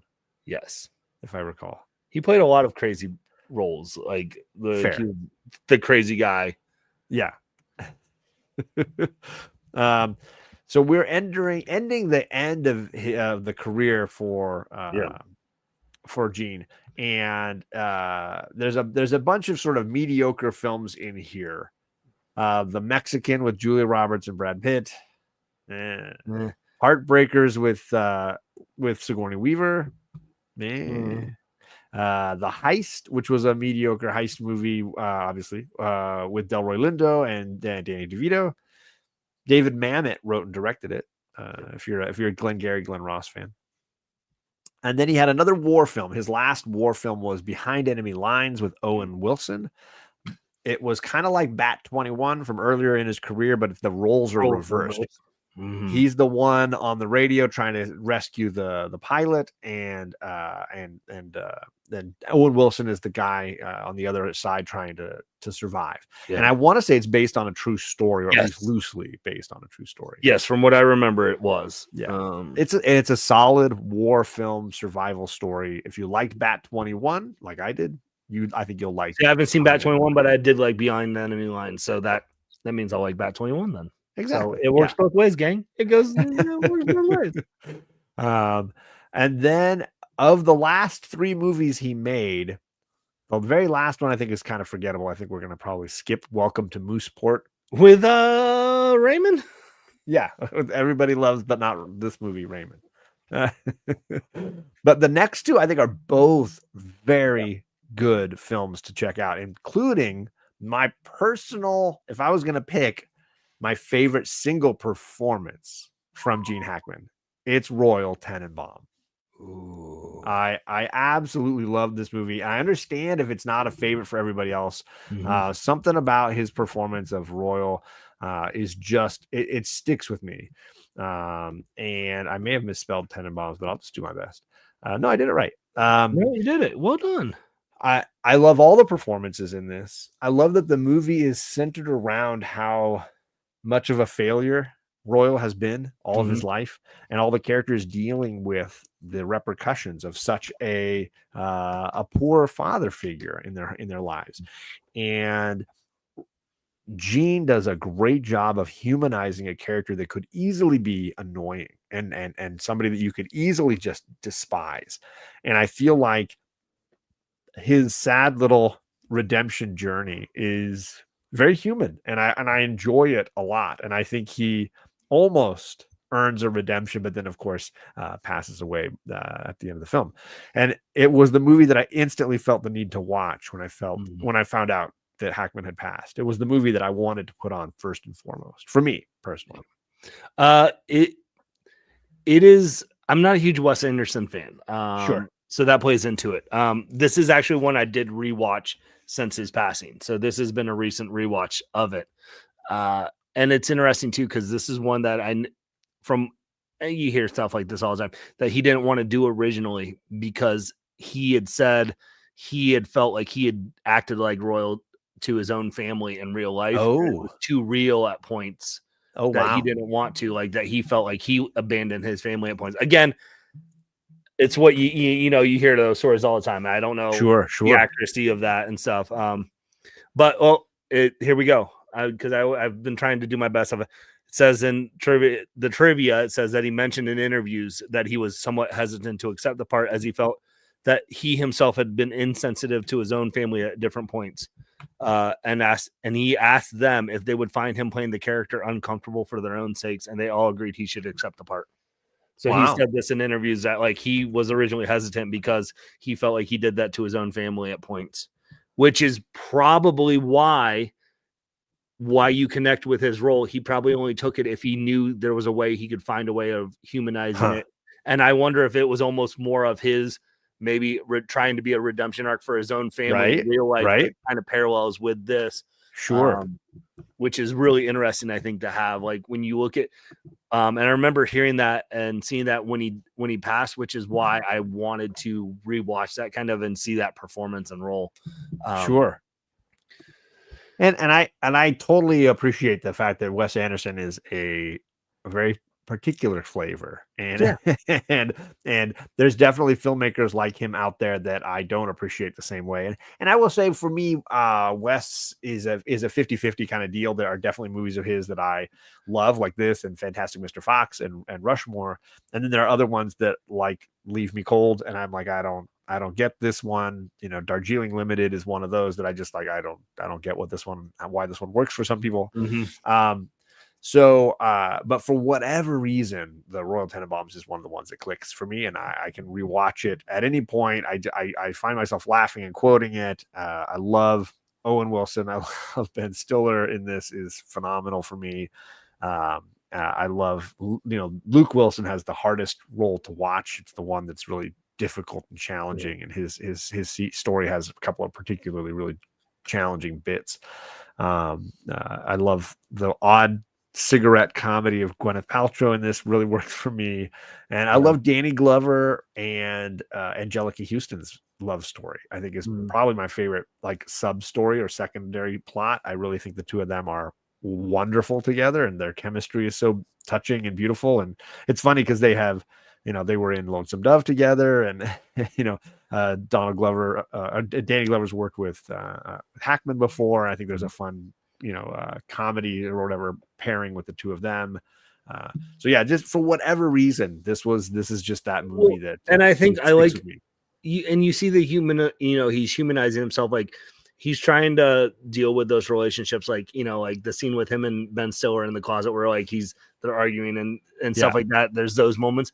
But he's almost trying to, like, you see this a lot, I think, and sometimes in grandparents trying to be the parents they couldn't be for the kids. And, like, he's trying to do that with his grandkids with Ben Stiller, and have these experiences and moments where you can't watch them riding in those, like, go-kart things and, not just like, oh, it's so good. Yeah, for sure.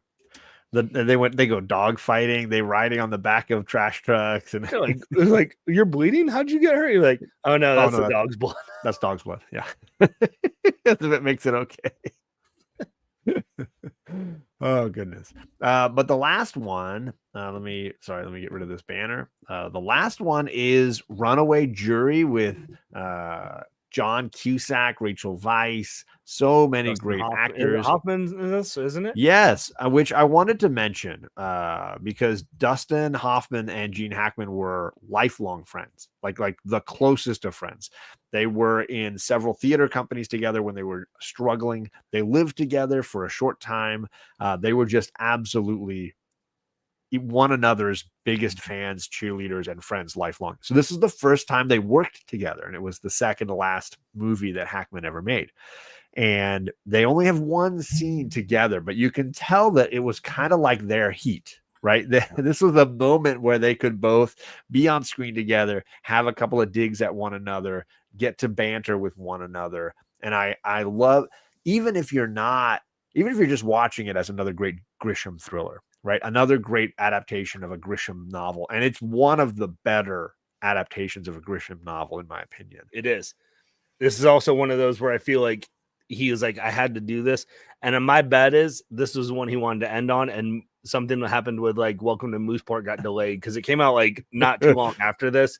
And he's like, no, I want maybe it was shot first and it just I came out I later. wonder if that is because like you Oh, said, that's like funny. they've been close. I don't know. Yeah. I have no knowledge of and that. But it sounds like Hackman was dealing with Alzheimer's and some other things, so it's possible that that was a decision that he was maybe making. But you can enjoy it kind of like Heat as a really great thriller, exciting movie. Yeah. But you can also, as a bit of cinema, enjoy these two titans of film who had been lifelong friends getting to share the screen for the first time and have a great, at least one really strong scene together. So in that way, it's kind of a fun historical piece. For sure. What's up, Brother John? Brother John's in the chat. What's going on, John? We're just talking Hackman movies. He says, meeting Mark Waid and a late night stream with John Bearded is having a hell of a weekend. Heck yeah. Was at Comic-Con all weekend with my wife, and now I get to end the weekend hanging out with John. Having a little bourbon and whiskey. Can't think of a better way. Right? But I'm sorry, I railroaded you on Runaway Jury. Did you? No, you're good. No, we're good. You're good. Okay. So it was. I'm a Cusack nut. Like my three favorite actors, Newman, Harrison Ford, and John Cusack, are my guys. Like if I was gonna pick my three favorite actors, okay. And it was Harrison Ford when I was a kid. It was John Cusack as a teenager, early 20s, and it's been Paul Newman as an adult. So anything those guys did, I was going to check out. And Runaway Jury like felt Identity to me like from John. It felt like an adult Cusack kind of film, and I wish he did more of these because he's really great in it. Yeah. All right. Are you good? We cover Hackman's career in 90 minutes? 91? I mean, we cruised through a lot, and you did. I did not watch a handful. Like I said, I knew from like the late 80s on, I'd seen almost everything. Yeah. But the dude had been in movies since the 60s. And I mean, it's 40 plus years, man. Yeah. It's one of those things like your mind tricks you into thinking. If you would have told me 2004 was the last movie Gene Hackman was in, I would have been like, no. Right? No. I was like, he was just in a movie last year or something. And no, it was literally almost 20 years ago was his last movie. Yeah. That's wild to me because he's so iconic in so many great movies. That shows you the legacy of his character, that like, right, of who he is as a person, that he could not have been in a movie for 20 years since his passing. And you would not have known that because his movies are on repeat. His movies are in some of top 10 movies of all times, not even just Gene Hackman movies, but Hoosier. You don't talk sports movies and not talk Hoosiers. You don't talk Westerns and not talk Unforgiven. You don't talk, law firm thrillers and don't mention one of these, Runaway Jury, The Firm, something like every single thing. And we didn't even talk about Mississippi Burn. We did, but I'm talking about these, or French Connection and things like so many movies. Yeah.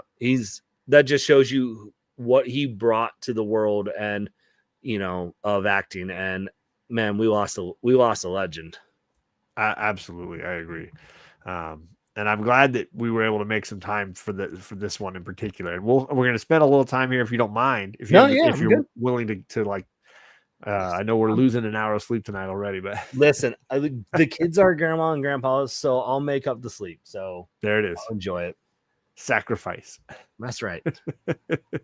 There were two other legends worthy of discussion. Obviously, many, many passings in the last year, but two in particular that both of us kind of felt like the need to touch on. Craig's not here. I wish Craig was, but if Craig were here, I would say hi to him. Let's start with James Earl Jones. I don't even know where to begin. I don't know that I want to go year by year. No. I just kind of want to, for these last two gentlemen, I kind of just want to spend a little time on what they maybe mean to us and some of the movies that we love the most. So I'm going to give you first shot at James Earl Jones and a movie maybe that comes to mind for you or that you want to mention for him. Again, gang, I'm you know what movie is coming to mind when I'm talking, and maybe you don't, but you do. You will. It's Field of Dreams. It 100%. If you tell me James Earl Jones, it's Field of Dreams. It is. It's such a special movie to me. What he brought. I mean, there's a. So I have on my desk. I have John Casella. You want to play a catch? Nice. Dwyer Brown, baseball card, who plays Kevin Costner's father in Field of Dreams. So this, my dad, I told you, was a sports movie. And this is a special movie to me because whenever I was sick as a kid, this was a movie that my dad would stay home because he owned a finance company that ran. So he was just like, my kid's sick, I'm taking off work, I'm gonna go be home. Like, so I got to spend time with my dad when I was sick, and we would watch Field of Dreams every single time I was sick. We'd watch Field of Dreams. And so it was a bucket list for me to always go see Field of Dreams, the field in Iowa. I always wanted to go to the look field. at you. So we went to Iowa for baseball, Indiana I always wanted to go. basketball. And I always wanted to go have a catch with my dad because it was a special movie for us. Sure. My dad lost his battle to cancer a couple years ago, and so we never got to have that. But I took my family and my mom on a road trip, and so his birthday after he had passed away, so almost a year later, because he passed away like 4 days after his birthday. So basically a year later, we were at Field of Dreams, the field that they shot in the movie. We toured the house. And to celebrate who he was, my dad as a person, and I got to have a catch with my kids, my daughters, and to have that special moment. So like that movie, I watch it every year. I watch it every year now. Like, sure, the emotion for what that movie means to me, and James Earl Jones's performance in that. I can quote that movie before my dad's passing, but now because I watch it every single year on his birthday, as kind of like a way to honor him. James Earl Jones's speech is one of the most iconic speeches people will come, right?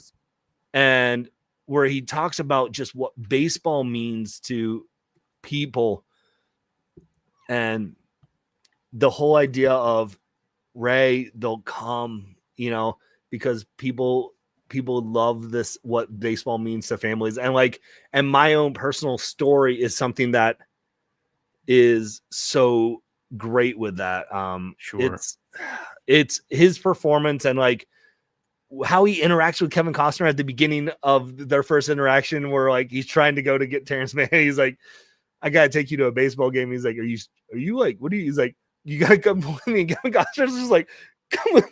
Yeah. He's like, that's not your finger, it's a gun. That's not a gun, it's your finger. It's a finger. And then he's like, no, it's not. He like takes it like a baseball bat to like the threat. I'm gonna beat you with this crowbar until you go away. Crowbar. And like their whole interactions, and then like the giddiness of James Earl Jones's character at the end scene. Like, like that. You told me your finger was a gun. So good.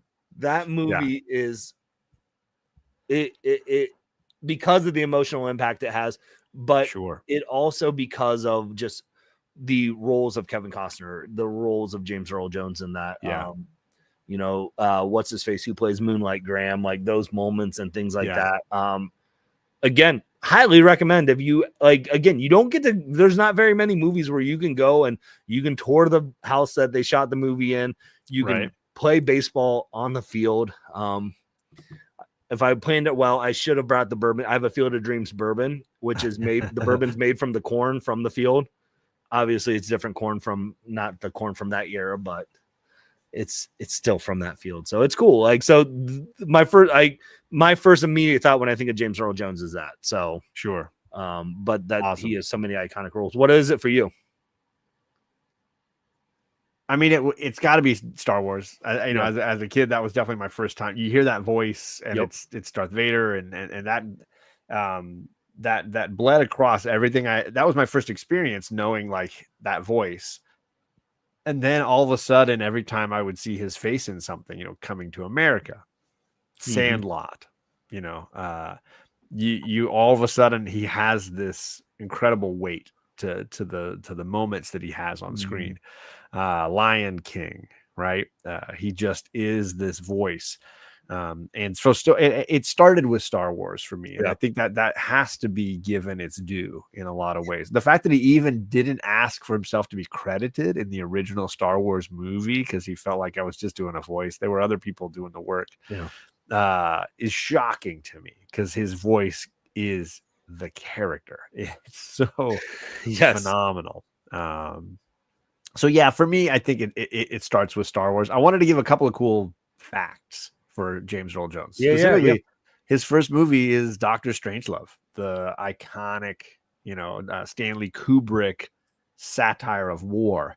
And to start with that, like to have that be your first screen performance is kind of mind-blowing. And then 3 or 4 movies later, he's earning his first Oscar nomination. Like that is holy buckets. So if you guys haven't heard of The Great White Hope, it's a play based on a novel of a boxer. I think his name was Jack Johnson, like not the musician, but a Negro League boxer, basically in the midst of Jim Crow era South, who was breaking all these records and becoming the champ. And the biography of him became a play, which became this film. And James Earl Jones, this is his 4th big movie, I think. And just a towering performance that I saw way too late in life. I saw it in college or something, but a really great performance that worthy of his Oscar nomination, his only Oscar nomination. Really great performance. But just wanted to highlight at the beginning how quickly he came on the scene. Stanley Kubrick film, and then an Oscar nomination, and then the guy never left. Like he was always then a part of cinema. Star Wars was 7 years after his Oscar nomination, and by then he was just in so many things. He was starring in Conan movies. He was he was just Coming to America. I mentioned Field of He was Dreams, in the Jack Ryan movies, Hunt for Red October. Yeah, absolutely. Patriot Games. Was it Clear he was in Clear and Present Danger. He passes away in Clear and Present Danger. Yep. So really dominating in so many ways in cinema. I don't there's no way to mention them all, but those are just some of the highlights. Those are the highlights that we talked about. I mean, his voice, it's so good. It's one for all the ages, Bobby's here, and Bobby says they say there's no crying in baseball, but you guys are tugging at my heartstrings. Well, there you go. Baseball movies can be a little weepy. And that would have been incredible to see him on stage. He was a great stage actor, from what I hear. Yes, I would have. That would have been fantastic to see. Incredible. Because he played Lenny in Mice of Men? Wow. Did he do Fences on Broadway? I don't know. I would not be surprised if he did. Okay. But second best baseball movie. I'm assuming you mean Sandlot is the first best one, but Sandlot's up there. But I'm sorry, Field of Dreams. You can't mess with that for me. So, or did you mean what was that funny movie that are you trying to tell me about the Bingo Long Traveling All-Star and Motor Kings movie about the Negro League baseball players? That's probably knowing the Billy D. The deep dives that Coach Vic does. Yes. Yeah. Sure. That's the one that you keep telling me I need to see. John Badham is the director, has Billy D. Williams, Richard Pryor. Yeah. That's the one. I mean, that's the one that you're talking about. I remember. There it is. And along there it is. I'm adding that to my list. Coach Vic. There it is. He was in Fences in the late 80s. There it is. Called it. And then brother Bobby mentioned Lion King that you mentioned too. Like his voice, like what he brings to the role of Mufasa in that. That probably is the first time. I mean, Star Wars Star Wars still is the first time I probably heard, but like Lion King would have been up there. But Sandlot came soon after. I know that was a movie I watched a lot as a kid. Sandlot was in 90. Scrolling. Sandlot 93. 93. Lion King was 94. There it is. Clear and Present Danger 94 as well. And then I forgot he was in Judge Dredd as the narrator. Oh, is he? That's hilarious. So Cash that check. Cash that check. Hey, listen. I mean, they all got to do it. You know, you gotta make that buck. You get he was a voice actor for Santa Claus in the TV show Recess too. That's fantastic. I love these deep dives because I'm like, he just did. You're learning so many things. That's what it is. You know. Oh my goodness. There is James Earl Jones reads the Bible, the King James version. Oh, that's hilarious. If you read the Bible and you don't let James Earl Jones read it to you, won a Tony. There it is. I knew it was in my knowledge. Look at you. Look at you. I knew it was in my knowledge. And then Brother Respect. John stepping up to the plate for me to remind me that it was that I was right. So yeah, absolutely an icon of cinema and someone that I feel like is sketched across. Yeah, this just like Gene Hackman sketched all across my love and knowledge of movies. Do you have time for the last? Let's go for it. Let's do one last round. That was a quicker round. So we've got Donald Sutherland, father of Kiefer, Academy Award, I think winner, right? Didn't he win the Oscar for Ordinary People? No, I thought he won the Oscar for Ordinary People. He won a Primetime Emmy. Okay. And then hold on. He won an honorary award. He won an honorary Academy Award, but he never. Okay. So yeah, no. Let's see. Never have received an Oscar nomination. Yeah, he never was nominated. Holy cow! So many movies and to never be nominated. So did you? What's your Donald Sutherland touchstone? What's the movie for you that's like, this is where my mind goes? So an initial thought. Now, because this is one I didn't look up anything. You're setting me up like I'm going to judge you. So this is an initial thought. So and then I'm probably going to backtrack. Okay. Because he had a minor role in this, but the first thing I think of when I think of Donald Sutherland is the Italian Job. Okay. Because it was something remake. Remake, yes. Yeah. And his character, he's the centerpiece. He's the reason why they need revenge. Yeah. Right, but he spoiler alert, dies really early in the movie. For sure. Yeah. But you're right. He's a linchpin for what happens. And that was the first thing that I think about because I remember like seeing him, like his love that he has from the Mark Wahlberg's character and the passion. Sure. And then is it Charlize Theron? Yep. Like almost like where it feels like she wanted that relationship that he had with him, as her dad. That's the first one I gravitate towards. So okay. I'm not saying the best performance, but that's the first thing I gravitate towards.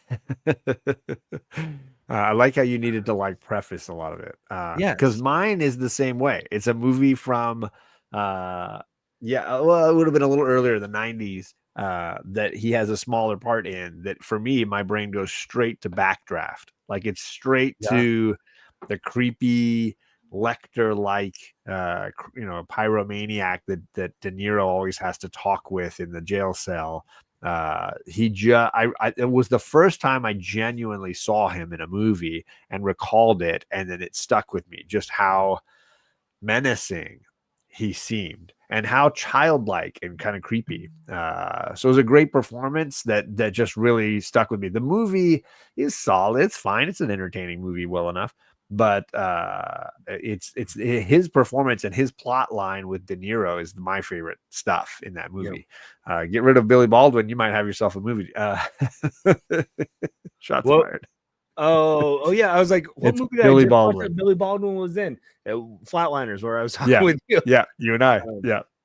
For sure. So that's the first one my mind goes to. And now I'm looking at the list, and 6 Degrees of Separation. Yes. Is phenomenal performance. Such a great performance.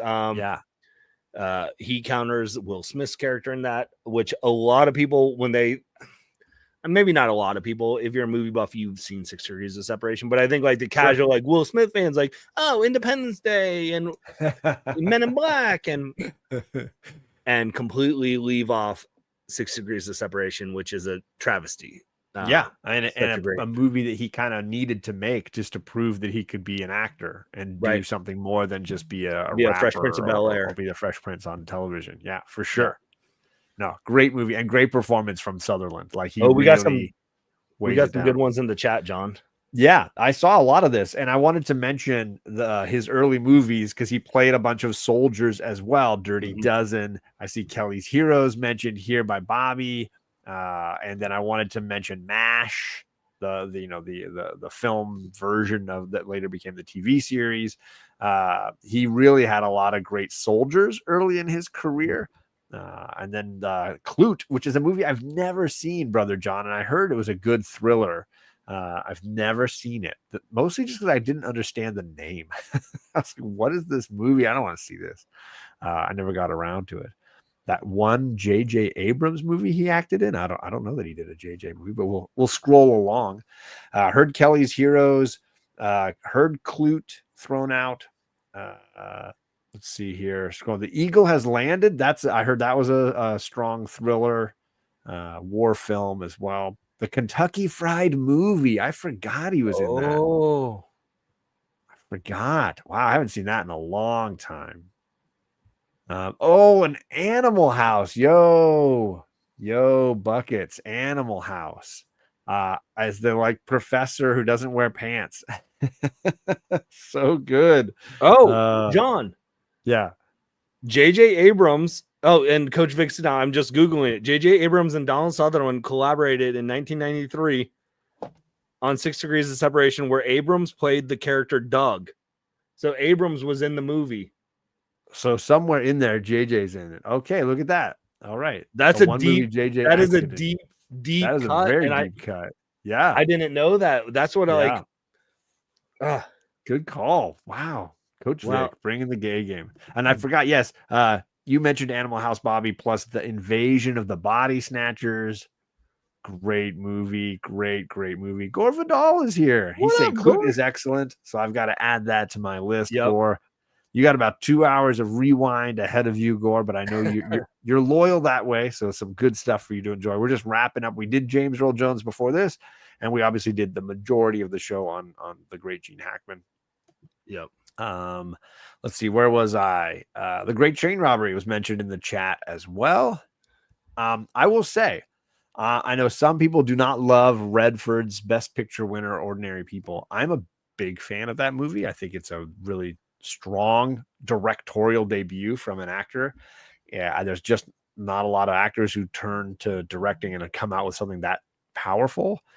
So I really love Ordinary People, and it was one of the first times I saw Donald Sutherland in a role where I really cared about his character.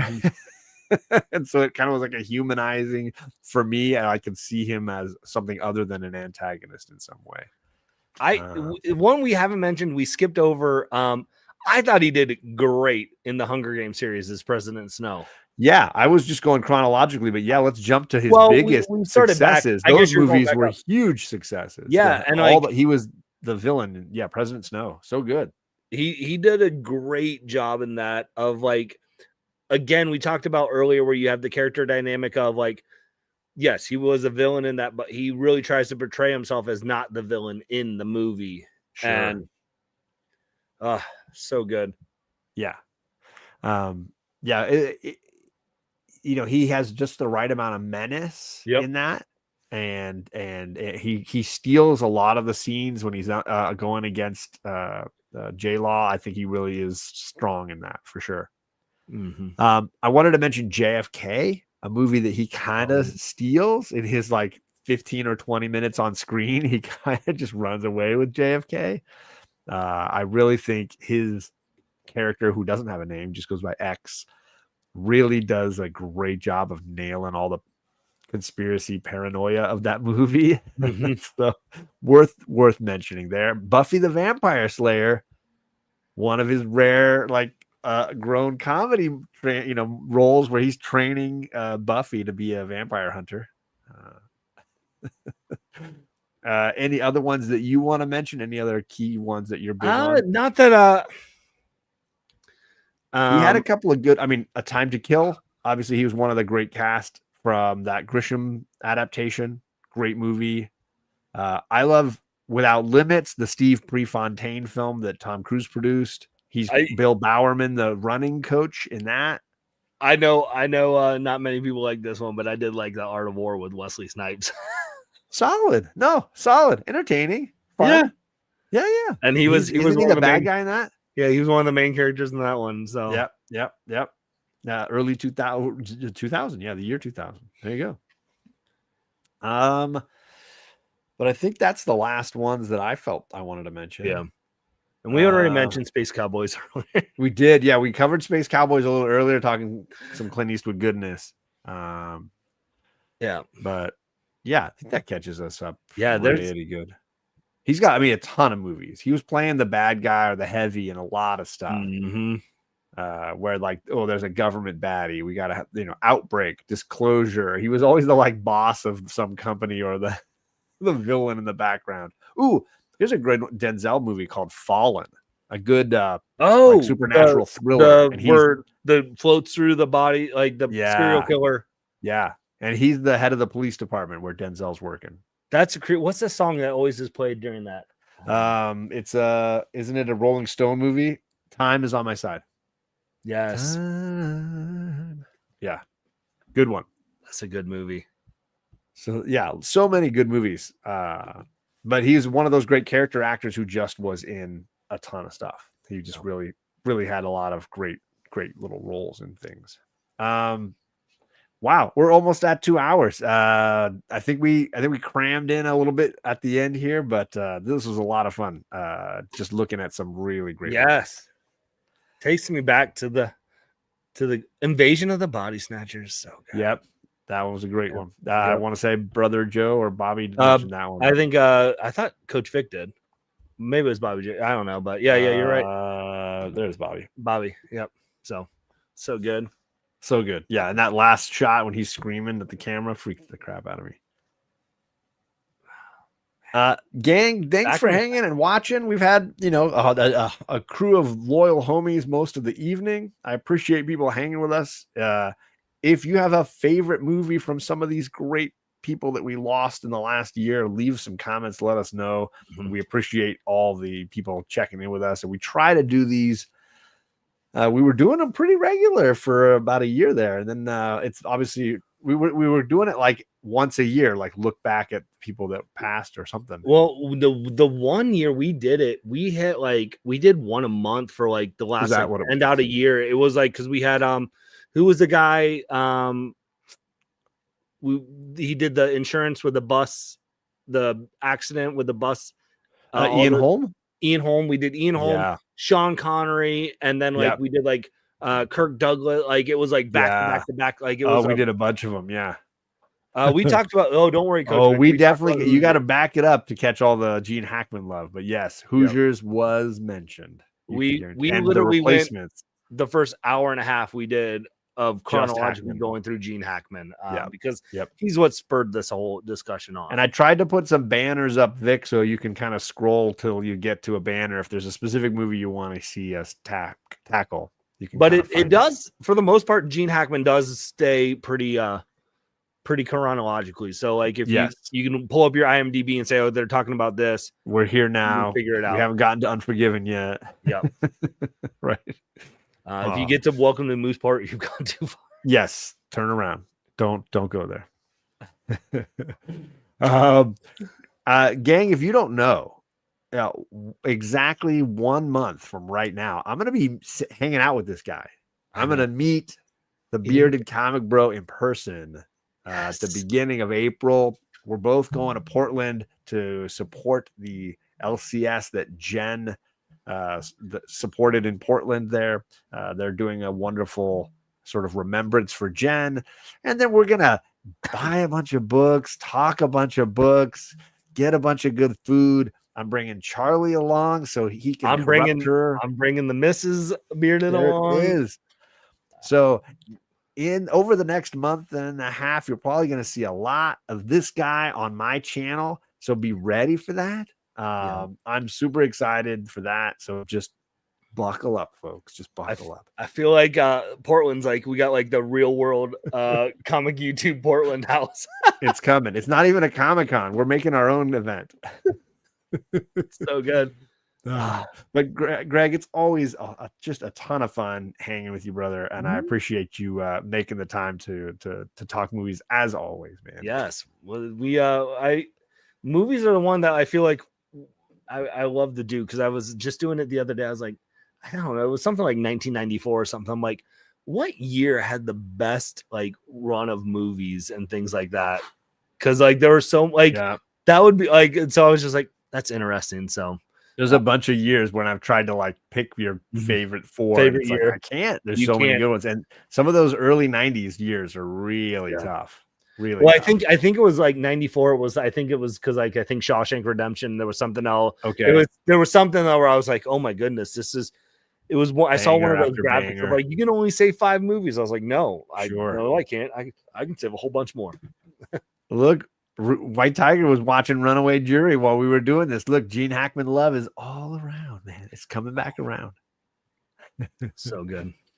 So as always, Greg's links are down below. YouTube, Instagram, you can find the Bearded Comic Bro or just search the Bearded Comic Bro. You will find our guy. So please do that support. And I appreciate everybody coming around. Hopefully about a month or a month and a half away from hitting that 3K subscriber mark and doing some other big giveaways. So be ready for all of that. Thank you to, I made some new lists here. My new Mutants homies, channel members. I made one for my X-Men squad, which has got a bunch of the people in the chat, and Greg's on here too. Look, he's the Bearded Comic Bros right there. And shout out to Rob and Sarah for being part of the new Comic Book Day crew. So just holding down some forts here. I appreciate all of you. Make the monthly giveaways possible, and the big 3K giveaway. There's gonna be some slabs going out. It's gonna be some fun giveaway stuff. So thanks everybody. I appreciate you all, and we're gonna bounce up out of here. So peace.